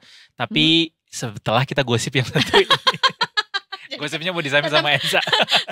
Tadi gue kayak wah diselamatkan nih, kita kan gak akan ngomongin soal gosip ini. Ternyata kayak silakan oke. Biur ya. Tapi ini kita yang oke. Iya, yang katanya kemarin habis diperiksa sama polisi. Betul. Ya kan? Ya, ini juga soal aliran-aliran. Wow. Aliran-aliran dana. Aliran-aliran dana, utang-utang yang dibayar. Betul, yang masih dicari tahu karena kan masih sebenarnya kasusnya masih dugaan kan. Oh iya. Dugaan penggelapan dana gitu. Jadi belum ada putusan sebenarnya. Kayaknya masih jauh ya kalau dugaan tuh keputusan tuh masih jauh kan. Statusnya sih tersangka tapi masih diperiksa. Gitu. Jadi adanya dugaan penggelapan dari suami Bunga Citra Lestari atau Tiko Aryawardana juga ya, dengan mantan istrinya juga yang membuat perusahaan bersama dan pada saat itu menduduki jabatan sebagai direktur juga, dan akhirnya sudah menjalani pemeriksaan juga bersama dengan polisi dan dicecar puluhan pertanyaan hingga tengah malam juga katanya ya. Agak telat tuh kemarin datangnya katanya. Jadi harusnya datang jam 4, datangnya lewat dari jam 4. Oh, macet. Macet mungkin ya, benar. Karena jam pulang kantor kan itu. Ya benar juga. Tapi terus dia datangnya ke Polres Jaksel lagi. Jadinya emang harus ngopi sore dulu. Karena banyak coffee shop ya di situ ya. Tapi maksudnya cukup kooperatif lah ya. Kooperatif gitu. lah. Bukan tidak datang, bukan mangkir, bukan apa. Tapi hanya memang cukup terlambat datangnya. Tapi juga katanya sih disampaikan bahwa sudah menjawab pertanyaan yang puluhan itu. Dan juga sudah menyampaikan adanya beberapa bukti juga ya soal pisah harta hingga bukti-bukti lainnya juga. Gitu. Jadi dibantah kata Tiko ya. Yes. Bahwa adanya dugaan penggelapan dana ini untuk modal usaha benar adanya. Aliran dana ini digunakan untuk kebutuhan modal usaha dan dirinya membuktikan aliran dana itu di rekening koran. Menurut pengacaranya, Tiko ini masih dibebani untuk membayar utang-utang mantan istrinya. Sehingga pengacaranya merasa mantan istrinya tidak fair karena tidak terbuka. Sebenarnya ini adalah kasus yang cukup apa ya? Aku nggak bilang common, tapi kayak dari Kasus-kasus perceraian. dari Bukan. kasus hutang pihutang Ah. mantan pasangan Ah. itu dari mulai yang bayarin utang mantan pinjol mantannya, sampai yang sekarang harus membayarkan hutang-hutang Hutang-hutang perusahaan mantan, iya. bersama dengan mantan pasangan gitu. Oh sering Cukup terjadi. sering terjadi di kota-kota besar. Iya. Ini common ya kata Eza Iya, tadi. cukup common juga. Tapi ya mudah-mudahan cepat selesai ya permasalahannya. Ya cepat adil ya, cepat diadili, cepat selesai. Iya. Sehingga kita boleh beralih ke kasus selanjutnya. Sekasus hutang orang lain. Orang lain. Kencreng lagi. Gue tuh kan tiap Gak apa-apa, ketawa ini tuh kencreng. Ketawa Back sound kencreng. kita tahu. Kadang-kadang gue narsum lagi ngobrol. Artinya time out gitu. Oh jadi Time's emang up gitu. oh. Penanda. Mungkin tadi penanda bahwa Penanda. kita harus ke berita selanjutnya, Detikers. Udah tahu belum? Apa tuh? Ada loh ini kos-kosan yang Nah. digerebek sama ibu kos. Ternyata rumahnya ini, kamarnya ini penuh dengan sampah. Bau Bentar, menyengat. ngomongin soal ibu-ibu. Nah, gue tuh pernah dikatain juga sama temen gue kayak punya salah satu sifat ibu-ibu. Jadi kalau Lo punya salah satu sifat ibu, gue belum ibu-ibu ya, Iya, oke. disclaimer juga ya, Nah. gitu. Akan ingin. Banyak disclaimer-nya. Jadi pernah nggak kalau biasanya sih bukan repot, gelasnya lewat mana? dar. Minum dong. Iya. Nah, Ibu-ibu atau bude-bude, kalau- Sumiati nggak? rambutnya merah. Iya. Kalau ketawa itu tuh hahaha. Harus nyentuh. Iya, nah gue tuh kalau ketawa gitu kan dari haha kencring. Oh gitu, karena nggak ada bau orang yang Iya. ditemplengin jadinya ke Jadi suka bawah gitu. gitu ya. Haha, tapi gue yang Oh, itu ketawa. sifat ibu-ibu. Aduh, gue harus kurang-kurangi tuh. Kayak gitu, ntar gue disangka ibu-ibu lagi. Haha, iya kan gitu sambil nyelek iya kan gitu. Oke, gue akan memperhatikan orang-orang di sekitar gue yang kalau ketawa. Nah, hahaha cereng. Nah, ini ibu-ibu juga ibu-ibu kos ya tadi ya. Iya, walaupun Yang- nggak ada hubungannya ya dengan perilaku ibu-ibu kos ini. Tapi ibu-ibu. Ini mungkin perlu Garis kita... merahnya ibu-ibu. Iya, benang merahnya adalah ibu-ibu. Betul. Mungkin perlu diklarifikasi juga ke ibu kos ini. Apakah ibu kos ini kalau tertawa suka yang gini. Cereng. Nah, tapi that's not the point. Poinnya adalah kamar berbau menyengat di kosannya ibu-ibu ini yang masih kita telusuri apakah dia kalau ketawa gini atau enggak. Nah, ini ditemukan. Jadi pernah nggak nemu atau ngelihat ada kamar yang berantakan banget, penuh isinya dengan sampah? Ya. Pernah ngeliat ya? Aku tuh pernah melihat konten-konten either di Reels, ya biasanya sih di Reels Atau ya. di TikTok? Atau aku ngomong TikTok lagi di Oh, X enggak. biasanya. Karena kan Oke. aku temannya Pak Geri ya, sukanya di X. Siap. Anaknya penerbangan banget. Bener ya kan. Itu tuh suka ada konten-konten yang beresin kamar yang kayak orang tua yang udah nggak ada yang bisa taking care Oh, of, habis iya. gitu akhirnya jadi kayak makan di situ, masak di situ, mandi apa segala macam. Tapi kan ini kan kalau kos kan biasanya nggak semuanya ya. Biasanya kan ya anak kuliahan yang kerja ya kan, yang kos-kosan itu gitu. Dan gak nyaman kan harusnya kalau misalnya kamarnya Iya penuh dengan lagi. sampah. Nah ini ada nih yang agak lain, ramai di sosial media. Seorang ibu kos bisa dilihat dalam sebuah video menggerebek salah satu kamar kos lantaran terdapat bau menyengat dari dalam kamar tersebut. Ketika dibuka kamar kosnya, penuh dengan sampah dan barang-barang yang berserakan. Kamar ini lokasinya di Pondok Gede, Bekasi, Bekasi. Jawa Barat. Dari Iya. luar tampak kos-kosan tersebut sebenarnya tampak bersih dengan lantai ubin berwarna putih dan pintu dari kayu berwarna coklat. Deskriptif sekali, ibu kos tersebut menggerebek kamar tersebut akhirnya dengan menggunakan masker karena baunya sangat menyengat. Kirain ada mayat di dalam, ternyata penuh dengan sampah. Iya, mostly adalah sisa-sisa makanan instan gitu Ya. yang juga emang nggak bersisa gitu ya. Iya, makanan-makanan sisa gitu ada di situ dan juga. itu tuh sebutannya adalah hoarding disorder. Ini kita tayangkan juga Iya, videonya. Gangguan perilaku menimbun barang. Betul. Gue sukanya menimbun kenangan sih. Biasanya disimpan di mana Kak? Di sini. Masih di sini. Itu juga disorder juga. Ya. Itu bisa- oh, itu Different ada kind disorder of ya? disorder. Iya. Karena kan nggak semua kenangan itu harus disimpan ya. Oh gitu. Iya, iya, sih. iya benar. Ada yang bisa jadi pelajaran aja, ada yang dibuang aja. Nah, aku tuh cukup beruntung kalau aku kapasitasnya memang gak sebanyak Jadi itu. gampang dilupakan ya? Iya, kadang-kadang kayak siapa ya? Gitu. Nice. Blessing in disguise kalau gitu. Iya, iya, iya. Jadi ya itu dihindari ya, dan sebenarnya ini juga masuk ya kategorinya aja disorder sebetulnya ya. Jadi itu sebetulnya ada penyimpangan atau kondisi kesehatan Penyimpangan jiwa. sosial.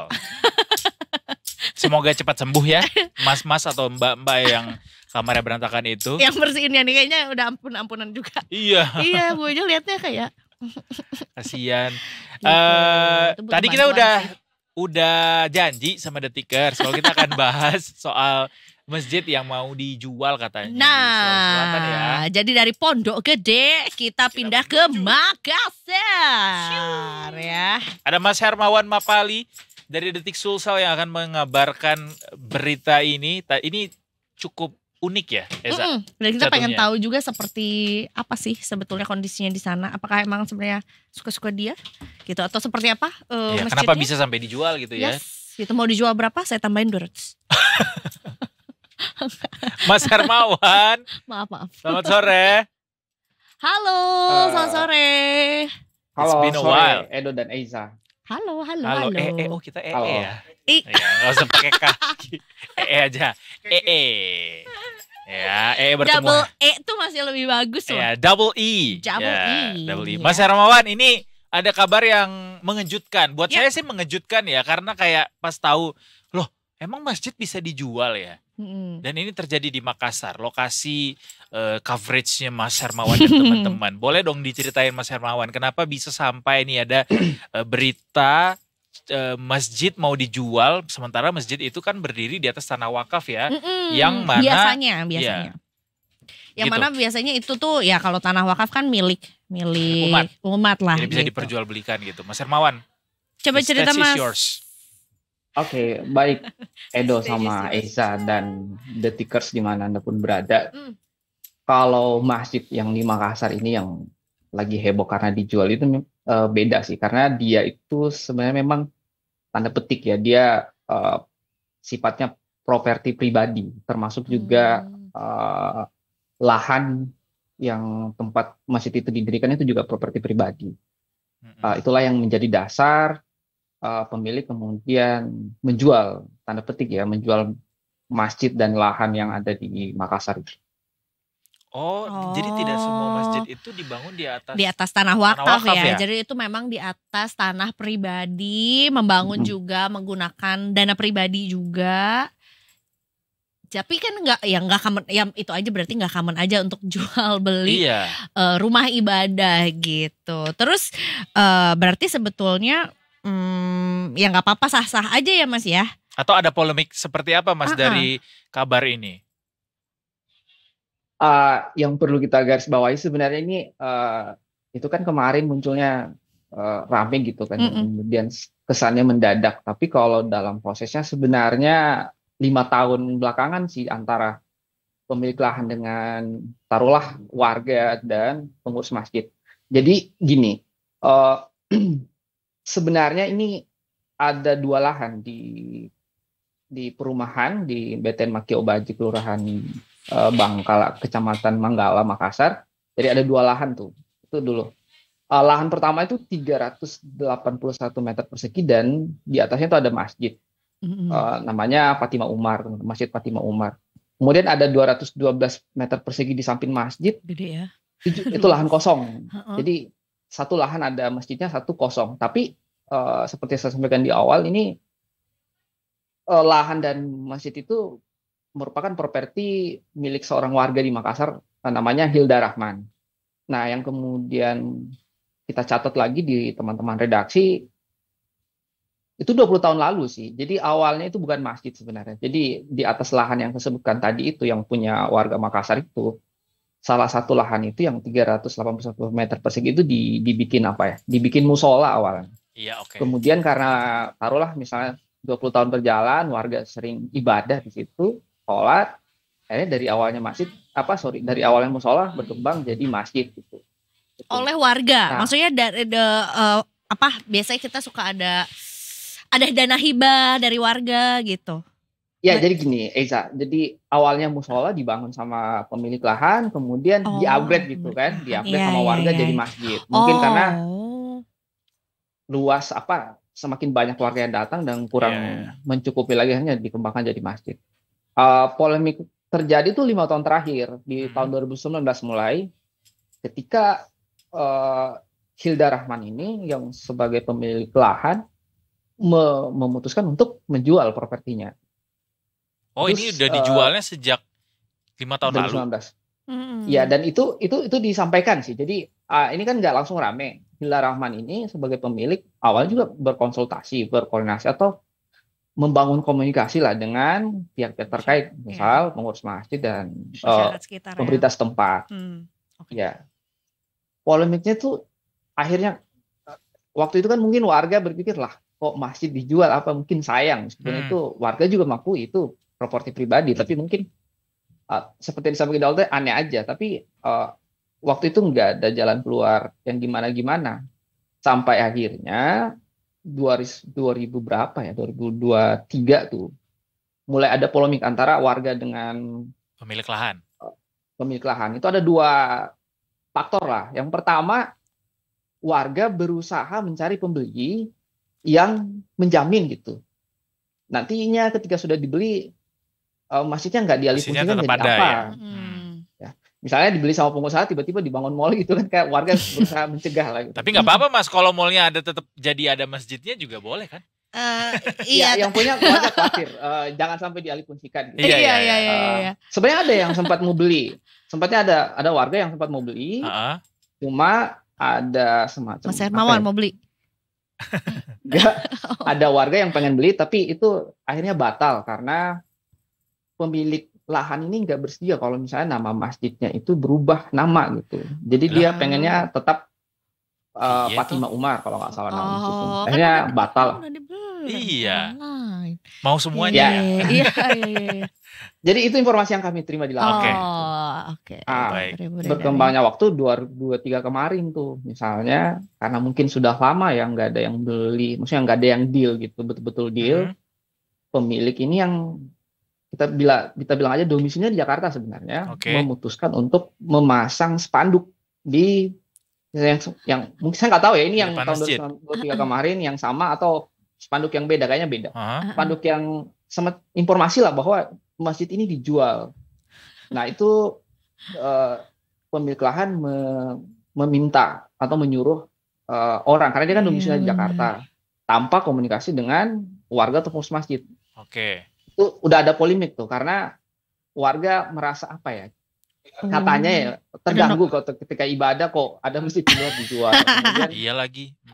Dia juga nggak sempat menyangka kalau ini masih tanda tanya apakah ini betul pemilik lahan yang pasang atau enggak. Iya, gitu. Ada nomor HP-nya lagi di situ ya. Iya, agak aneh ya. Masjid itu dipasangin spanduk dijual gitu. Iya, benar. Tapi warga masih bisa dengan normal beraktivitas di dalam. Iya benar, sejauh ini masih kok. Masih. Gitu. Jadi ya ini warga kali kayak jangan ada yang beli guys. Karena udah 2019. Iya kali ya. Karena dari pemilik lahan juga tidak menginginkan kalaupun nanti tetap dibangun masjidnya, maksudnya tetap ada masjidnya, namanya diganti, sementara kan kepemilikan sudah beralih juga. Gitu. Dan masjidnya pun namanya tidak ada hubungannya dengan pemilik lahan ya Mas ya. Cuma maksudnya kami sempat ngobrol juga sebenarnya sama pemilik lahan, dengan pemilik lahan. Yang kita ketahui itu karena wasiat dari orang tua yang setahu kami udah almarhum ya, jadi ada wasiat kayak gitu, namanya jangan diubah. Setahu kami nih. Berarti sejauh ini memang masih tetap pada stance-nya untuk jangan diubah namanya kalaupun nanti masjidnya akan tetap dipertahankan. Beda. Nah itu dia, karena backlog-nya situ batal jual beli, akhirnya si pemilik mencari pembeli yang baru tuh. Iya, dan ini pasang spanduk kriteria yang kedua. pemiliknya Iya. jadinya Ini yang banyak. viral. Satu yang mampu beli, Iya. dua yang bisa menjamin masyarakat Namanya, masih bisa beribadah di sana dan juga tidak dialihfungsikan gedung dan juga tanahnya sebagai masjid. Yang ketiga namanya tetap sama Iya. gitu. Jadi itu Tapi masyarakat menginginkan posternya di take down aja gitu, Mas. Ada keinginan dari masyarakat seperti itu kah? Iya, poster tulisan yang spanduknya kurang di elok take nih down? gitu dijualnya, ada tulisan dijualnya. Nah, sebenarnya udah dicopot di awal yang pertama kali tahun 2023 kemarin udah dicopot. Oh, udah. Nah, ini yang baru muncul lagi karena mungkin belum ada yang beli akhirnya dipasang lagi. Karena mungkin warga takut pas lagi ibadah gitu ada yang beli. Nah, disangkanya Bubar. include yang ibadah juga. Enggak dong ya, harusnya ya. Kebeli tuh sama yang lagi sholat di situ. Kebeli sekalian sama sumber daya manusia yang ada di dalamnya, sama pengurus masjidnya juga. Bercanda ya. Oke. Gak usah dibilang bercanda biar lucu. Iya, maaf. Takut. Mas Hermawan, jadi sampai saat ini warga sebenarnya stance-nya nggak apa-apa masjid dijual tapi tetap di lahannya dijual nggak apa-apa tapi masjidnya tetap dipertahankan sebagai rumah ibadah, dan juga kalau bisa posternya atau spanduknya diturunin gitu ya. QR aja diganti QR aja kali ya. Iya, QR terus dalam QR itu langsung ke kontaknya si ibu atau pengumuman dari pemilik tanah masjidnya, gitu. ya. Pemilik Lebih masjidnya. elok gitu terlihat di depan Lebih ya. kelihatan kayak wow high tech. Iya betul lagi.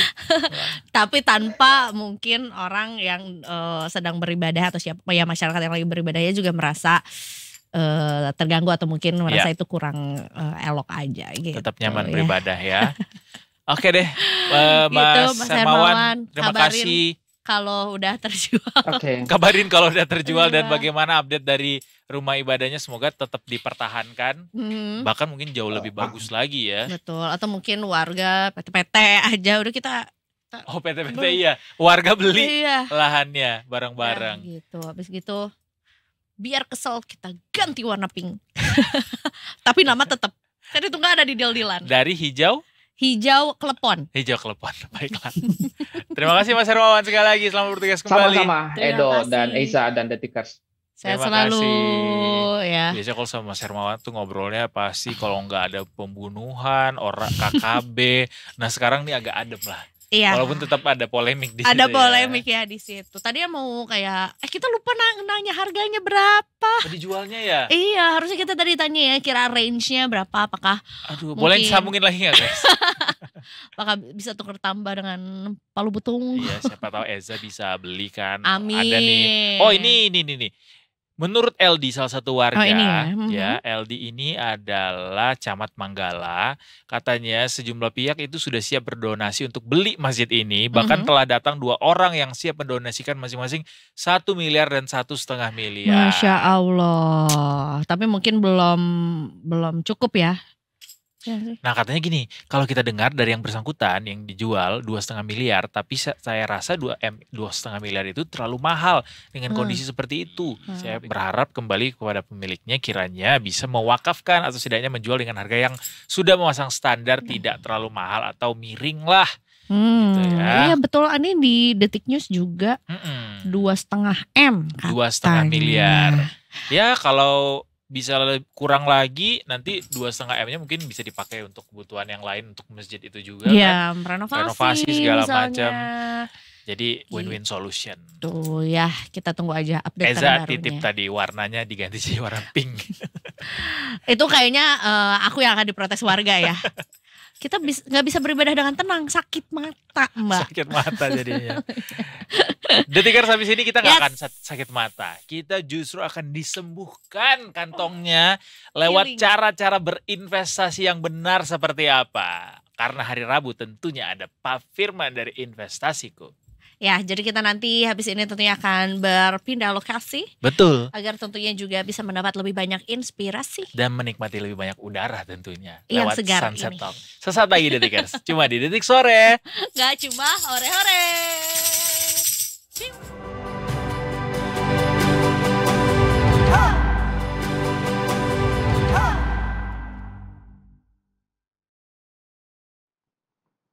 Wow, welcome back. Welcome back Detik Sore. Gak cuma hore-hore. Kita udah ada di luar sekarang. Wow, Walaupun ini penuh dengan polusi. selama ini baru tadi aku mau bilang kayak Allah, selama ini aku mengira ini adalah green screen. Oh gitu. Iya, ternyata Enggak loh. Greenland. Greenland. It's very green. Iya ada Iya, greennya. ada greennya. Ada greennya. Green dan grey ya. Ya kan apa tuh namanya gradasi. Gradasi. Ya kan? Jadi ada variasi warna ya di belakang kita biar nggak bosan juga. Termasuk juga hari ini kita juga ada variasi pembicaraan. Iya, dari tadi kita udah ngobrol sama apa namanya variasi, ngobrol hal-hal yang berat-berat gitu ya. Kalau sama orang yang satu ini obrolan yang berat akan makin menjadi makin berat. Bukan makin ringan, makin berat. Makin berat. Tapi kita akan ringankan itu. Ya. Makanya itulah tugas dan fungsi kita di sini. Betul ya. Jadi kita akan membedah lah ya gimana caranya biar obrolan ini tuh ya, Bisa lebih light. Udah bisa lebih light, bisa juga sebenarnya bisa diterapkan juga gitu ya Iya, untuk iya, yang iya. ingin punya informasi lebih dalam mengenai Investasi. Seperti biasa, hari Rabu waktunya Pak Firman tampil di Detik Sore Iyo. menunjukkan kemampuannya dalam mengolah setiap peribahasa yang ada di dunia ini. Di dunia investasi. Pak Firman Marihot. Ya, Selamat sore Selamat Pak sore. Firman. sore. Baik, baik, baik. Kabar baik ya Pak Kabar ya? baik. Walaupun ini trennya orang lagi pada sering sakit Pak Firman. Iya, betul. Apa betul. usaha Pak Firman supaya bisa tetap menjaga stabilitas daya tahan Ya, tubuh? seperti biasa ya, kalau misalnya seperti ini, tenggorokan banyak minum yang hangat. Olahraga pagi tetap dijaga. Olahraga apa olahraganya biasanya? Kalau pagi itu saya jogging aja. Jogging. Lari-lari. Berapa lama Pak? 45 menit. Oh, 45 lumayan menit. loh. 45 menit. Lumayan Nah, loh, biasanya 45 itu menit 4 sampai 5 kilo lah. Indoor, outdoor? Outdoor. Oh, Wah, indoor mah bosen ya. Outdoor lebih enak gitu ya. Lebih banyak. Soalnya kalau misalnya kita jogging pagi-pagi nih ya Kak Edo ya, kita juga lebih enjoy dan juga challenge-nya lebih besar. Iya. Karena kan memang juga kita harus lihat cuaca. Ya. Habis gitu kanan bubur, kiri Iya, cakwe. banyak nafsu yang harus ditahan ya. Gimana ini lari plus. Iya, iya. Dilatih supaya disiplin gitu sama tujuannya. Iya. Kan tujuan berolahraga supaya bisa makan lebih banyak tanpa dengan meminimalisir risiko. Betul, betul. Ini juga yang akan kita bahas soal investasi, berinvestasi lebih banyak tapi risikonya bisa kita minimalkan. Iya, iya. Ya Oh, kan? sih Iya. itu. Iya. Betul. Jadi kata Pak Firman tuh investasi itu ada apa yang namanya konsep nilai gitu. Iya. Bagaimana kita bisa harus memahami konsep nilai ini dibawa ke profil risiko keuangan kita masing-masing. Iya, Please betul. enlighten us, Pak Firman. Nih? Oke. Ya, jadi kita mesti memahami kalau kita mau memaksimalkan nilai investasi kita. Nah, sama seperti kalau kita kan dalam perencanaan keuangan, personal finance, itu identik dengan ada kata nilai masa kini, nilai masa mendatang, tingkat pengembalian, return atau waktu. Nah, jadi dasarnya berarti ada kata nilai itu. Nah, ini menarik nih. Ini kita masih tahu dulu definisi nilai itu apa. Nah, nilai itu adalah perbandingan dari apa yang saya terima dengan apa yang saya keluarkan, ya. Oke. Manfaat apa yang saya terima dengan apa yang saya keluarkan. Biaya atau usaha yang saya keluarkan. Nah, jadi kalau kita mau ngambil analoginya supaya lebih mudah, jadi ini adalah perbandingan. Kalau yang terima itu ibaratnya dompet saya nambah berarti positif. Kalau saya keluar itu berarti dompet saya berkurang berarti negatif. Jadi kalau ada perbandingan positif dan negatif, semakin banyak positifnya berarti nilainya makin bagus. Betul. Nah, semakin kecil negatifnya dengan positif yang sama berarti nilainya juga makin besar. Nah, dengan memahami ini, kita harusnya bisa semakin berhati-hati dalam mengambil keputusan. Nah, ambil contoh. Poin-poin apa aja sih yang paling penting kalau untuk kita memaksimalkan nilai investasi atau kita berinvestasi? Nah, poin yang pertama ada namanya resiko dan pengembalian atau risk and return. Nah, kalau kita belajar misalnya investasi ada deposito, ada obligasi, ada saham. Deposito resikonya lebih rendah daripada obligasi. Returnnya juga lebih rendah. Obligasi resikonya lebih kecil daripada saham, ya. Returnnya juga lebih rendah dari saham. Nah, kalau misalnya kita tahu misalnya jangka waktu misalnya kita mau investasi 3 tahun. Nah, untuk jangka waktu 3 tahun kita lihat dari tadi perbandingan konsep nilai tadi, positif dan negatif. Nah, negatifnya lebih besar di saham atau di pasar uang deposito? Negatifnya lebih besar di saham. Nah, berarti saya jangan masuk ke saham. Nah, mana yang negatifnya paling kecil? Kalau untuk jangka waktu 3 tahun, berarti di deposito atau di obligasi. Nah, kita masuk di sana. Sehingga apa? Nilai investasi kita bertambah. Kita ambil contoh begini. Satu perbandingan positif dan negatif. Perbandingan apa yang saya terima dan keluarkan. 1 dibagi 1 banding 1, 1. 10 banding 1, 10. 100 banding 1, 100. 1 juta banding 1, 1 juta. Artinya yang positifnya saya tambahin, misal. Sekarang sama nih, kita balik. 1 bagi 1, 1. 1 bagi 10, 0,1. 1 bagi 1000, 0,001. 1 bagi 1 juta, 0,0, hampir nggak ada. Nah, jadi kita mesti tahu nih. Jadi ada yang negatifnya yang harus kita pelajari, kita pertimbangkan. Ada sisi positifnya yang harus kita juga pertimbangkan. Nah, dalam berinvestasi begitu, ada risiko dan ada risk and return ya. Ada risiko dan ada pengembaliannya, returnnya. Yang kita mesti antisipasi dan kita mesti pertimbangkan. Jadi kalau untuk jangka panjang misalnya, untuk jangka panjang itu yang lebih powerful itu adalah saham. Yang lebih manfaatnya lebih banyak ya. Walaupun dalam jangka pendek dia volatile ya, lebih volatile. Tapi kalau untuk jangka panjang saham. Karena tingkat pengembaliannya, positifnya tingkat return pengembaliannya jauh lebih bagus daripada pasar uang, deposito atau obligasi. Nah, kalau jangka pendek yang kita lihat negatifnya tuh lebih banyak di saham daripada deposito. Sehingga saya harus mempertimbangkan sisi negatif yang lebih besar untuk jangka pendek itu di saham, maka saya tidak pilih. Saya lebih baik memilih deposito. Apakah ini artinya kalau orang tua, ya kita tanpa berusaha mendahului Tuhan ya, kehendak Tuhan.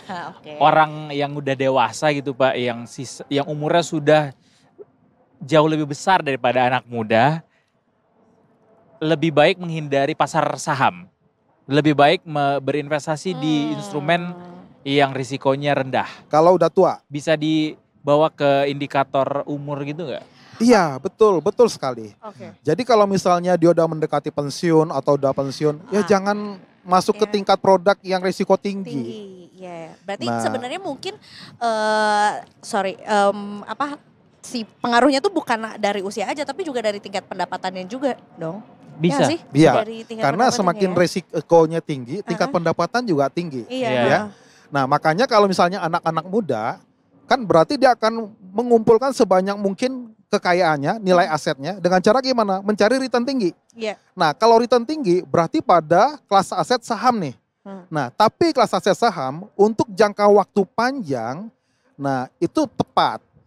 Ya. Jadi kita mesti pertimbangkan sana. Makanya kalau kita pernah belajar tentang usia berapa, mesti punya tabungan berapa sih? Nah, waktu itu kita belajar kan di Detek Sore juga, bahwa ketika udah masuk ke usia 50, dia harus memindahkan tuh asetnya ke aset yang lebih aman.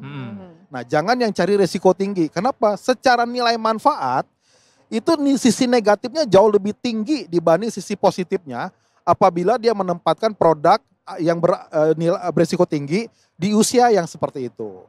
Nah, sebaliknya di usia muda, nah ibaratnya ini jauh lebih punya manfaat yang positifnya lebih besar kalau dia menempatkan di yang tingkat return besar. Nah, tapi itu membutuhkan waktu yang panjang. Nah, begitu. Untuk memaksimalkan kita punya nilai investasi. Coba bikin contoh deh. Misalnya Eza ingin berinvestasi. Ya.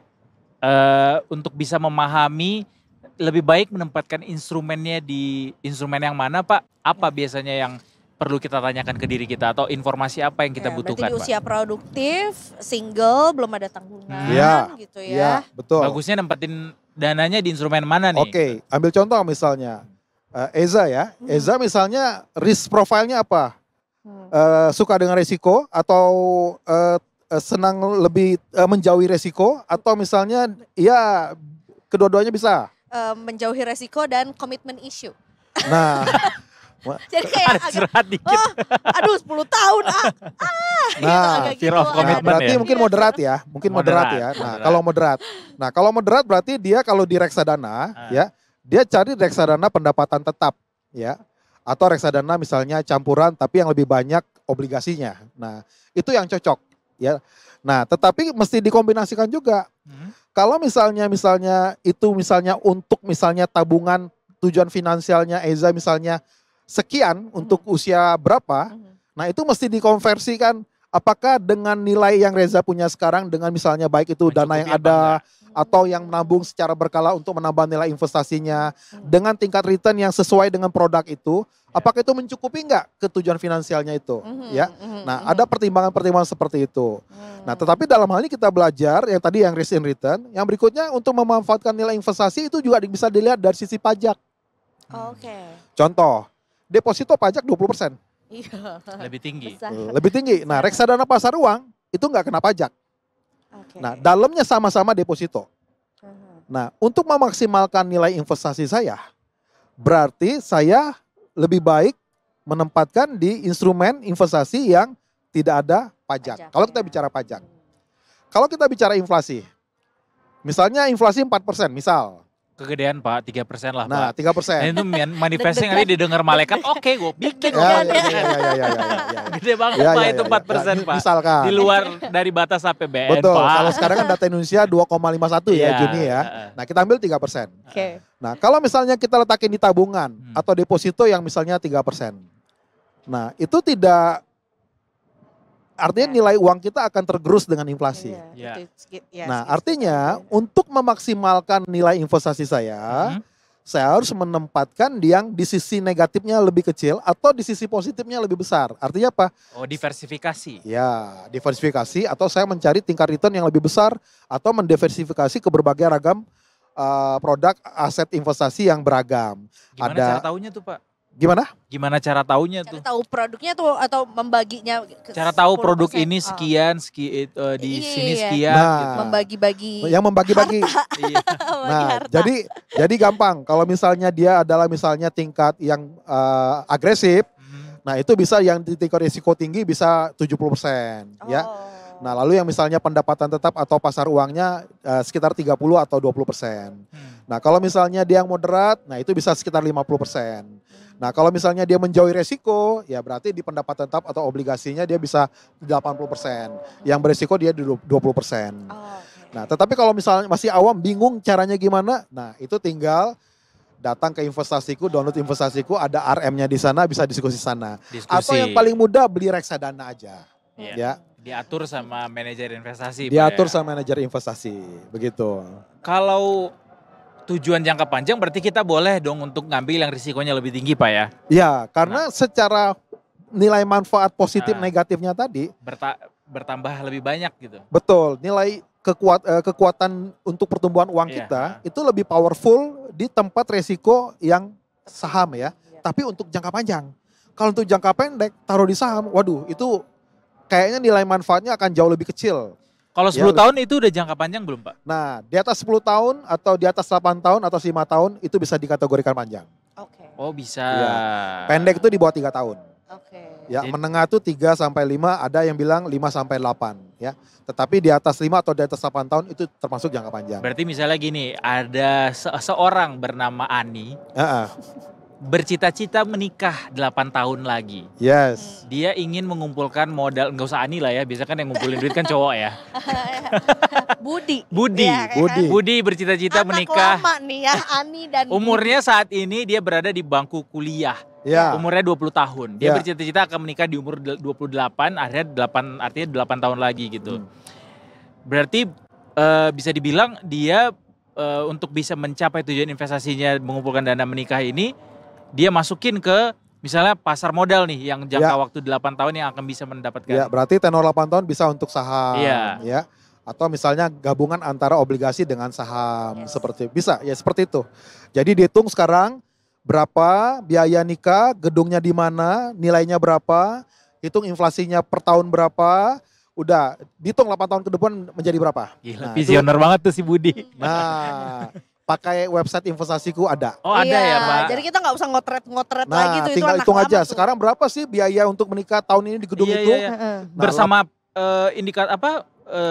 inflasinya juga dihitungin. Iya. Tinggal masukin variabel inflasinya berapa, waktunya berapa lama, lalu tingkat return investasinya mau di berapa. Nanti kalau dia per tahun mau nabungnya berapa atau per bulan berapa ada di sana. Di aplikasi investasiku. Yes. Jadi sekarang sudah dipermudah ya. Tinggal tanya aja ke diri sendiri di tahun berapa butuh duit berapa. Iya, pengen bangun rumah kayak Cipung gitu misalnya 10 tahun lagi. Harus kumpulin duit berapa ya? Iya, itu gitu. Kolaborasi antara investasiku dan juga kerja yang banyak. Betul, ya. Betul, kalau nggak kerja uangnya dari mana dari itu mana, itu kan pertanyaan juga. Tapi ya itu dipermudah lah. Apa sih yang kerap kali kesalahan yang dilakukan orang ketika mengkalkulasikan itu semua, Pak? Ya, tadi kesalahannya adalah misalnya jangka pendek ya, tapi dia nabungnya misalnya di saham. Ya, jadi dia tidak memiliki pengetahuan atau pengalaman terkait dengan produk yang dia beli. Banyak yang masih kayak gitu. Oh, banyak banget. Yang nggak tahu bahwa saham ini risikonya tinggi sehingga lebih bagus kalau kita proyeksinya untuk jangka panjang gitu. Betul. Masih banyak yang belum tahu itu karena FOMO. Iya, FOMO sama biasanya kan mereka berpikir saham satu hari bisa naik berapa persen, satu bulan berapa persen, bahkan satu tahun bisa 100%. Ya? Betul.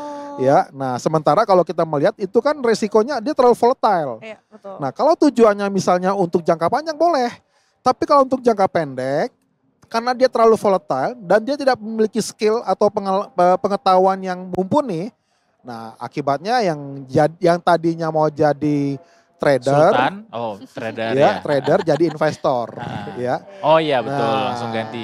Ditunggu sampai naik sekian tahun nggak naik-naik, nah akhirnya tujuan finansialnya nggak tercapai. Atau jadi orang yang menggerutu jadinya, Pak. Ya. Kayak korban-korban influencer kemarin yang dananya nyangkut. Iya nyangkut. Sampai 71 miliar gitu. Nah itu tuh udah pelanggaran tuh. Harusnya kan kita nggak boleh menitipkan untuk pengelolaan dana. Kecuali di reksadana. Benar. Ya, kalau reksadana ada ada regulasinya, ada aturannya, ada fund manager yang ada license-nya, ada sertifikasinya. Sehingga mereka memang terpercaya untuk mengelola reksadana, mengatur portofolio dari dana kita.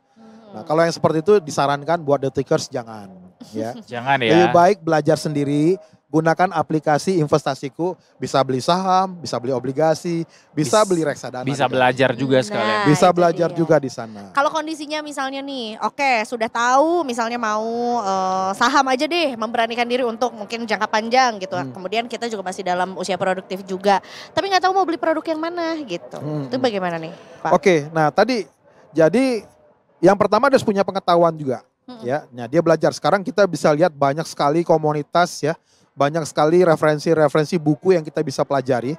Nah jadi di kita juga ada RM, Relationship Manager yang bisa membantu itu. Dan ada juga edukasinya untuk mereka bisa belajar. Nah kemarin kita pernah bahas di Detikers ya. Jadi kita tinggal cari kalau di saham ya, kita tinggal cari misalnya saham-saham mana nih yang fundamental bagus. Yang paling gampang adalah kita tahu produknya ada, barangnya banyak dijual di mana-mana. Dan kita tahu misalnya dari berita, ini selalu membagikan dividen atau selalu untung. Ya udah, kita beli di saham itu, kita simpan keep untuk jangka panjang. Karena kalau dia bagus kan ada pertumbuhan harga yang terus menerus. Lalu setiap bulan kita dapat dividen yang dibagikan terus menerus. Nah dividennya kita bisa tambahkan sehingga kita belikan sahamnya kembali sehingga jumlah akumulasi sahamnya bertambah. Dan lebih bagus kemarin kita udah bahas, kita diversifikasi ke sektor yang berbeda. Mencari saham-saham yang bisa memberikan pertumbuhan nilai harga yang lebih bagus ke depan dan dia rajin membagi dividen. Nah tetapi yang tadi, kalau untuk jangka panjang cocok. Kalau jangka pendek nggak cocok. Tapi tetap harus dibekali sama jangan sampai salah pilih saham ya Pak. Ya, salah betul. pilih emiten Karena gitu. kan Jangan salah pilih emiten. Ya kan kita kan buka sosial media tiap hari ya. Kadang-kadang juga terpapar dengan tren ya. Iya. Sekarang lagi yang ngetren nih Bener. FMCG misalnya atau Iya. fashion ya. Apa ya? Betul. Lagi ngetren. Rayuan-rayuan dari para influencer yang terdengar sangat paham begitu, Iya, meyakinkan. Betul, meyakinkan gitu ya. Jadi emang segala sesuatu itu kita konsultasikan sama ahlinya aja Betul. ya. Pakarnya aja. Dan Betul, itu yang kerap kali dilupakan sama anak muda sekarang ya Pak. Karena Betul. mau instan, terus FOMO, terus Iya. merasa junjungan yang dia lihat ini cukup capable gitu. Padahal lupa di satu hal yang sama pada saat yang sama lupa bahwa dia perlu cek soal legalitas dan kelogisannya Pak ya. Betul. Akhirnya terjerumuslah dalam lubang-lubang Buaya. Kalau Buayan. kalau kucing bunyinya gimana? Meo. Kalau kuda? Brr. Gimana sih? Kalau kambing? B. Kalau buaya? Kalau aku chat ada yang marah gak? Ya betul. Maaf ya, Itu lucu banget. Ini apa namanya? AB gue nonton videonya AB. Yang anak AB kecil Cekut. itu ya. Azan Ya, sudah baiklah. berkumandang, artinya kita harus pamit. Pak Firman, terima Ya, kasih banyak. makasih Mas Edo, makasih memberikan Mbak Aya. pencerahan Yes. yang Ya, Eza. semakin gelap ini. Mudah-mudahan kita juga ya itu tadi mempertimbangkan lah ya Iya. profilnya gitu Ya. dari Betul. segi value Positif nilai. dan negatifnya. Positif Betul. dan negatifnya juga disesuaikan dengan kondisi juga, Ya. disesuaikan juga dengan goalsnya juga. Dan untuk kemampuan menyesuaikan kita itu juga. semua bisa dikonsultasikan di investasiku. Oke. For a better tomorrow. For better Iya, tomorrow. for better tomorrow There ya. you go. And we're gonna see you again tomorrow. Yes, of course, Detikers. Besok gak ada Eza tapi ya. Enggak. So sad. Nanti berjumpa lagi pokoknya. Nanti aku ya, nggak ada yang marah kan? See you when I Iya lagi. See you when I see you ya. See you when By the way, I terima see kasih you, juga buat Eza yang udah Detikers. nemenin Detik Sore hari ini. Terima kasih. Terima kasih juga untuk seluruh kru yang bertugas hari ini. Thank you guys. Besok kita hadir lagi di jam yang sama tentunya Detikers di jam 3:30 sampai jam 6 sore. Tentunya jangan lupa follow seluruh sosial media Detikcom di @detikcom dan pantengin kita terus di Detik Sore. Nggak cuma Hore, hore. hore-hore. Bye.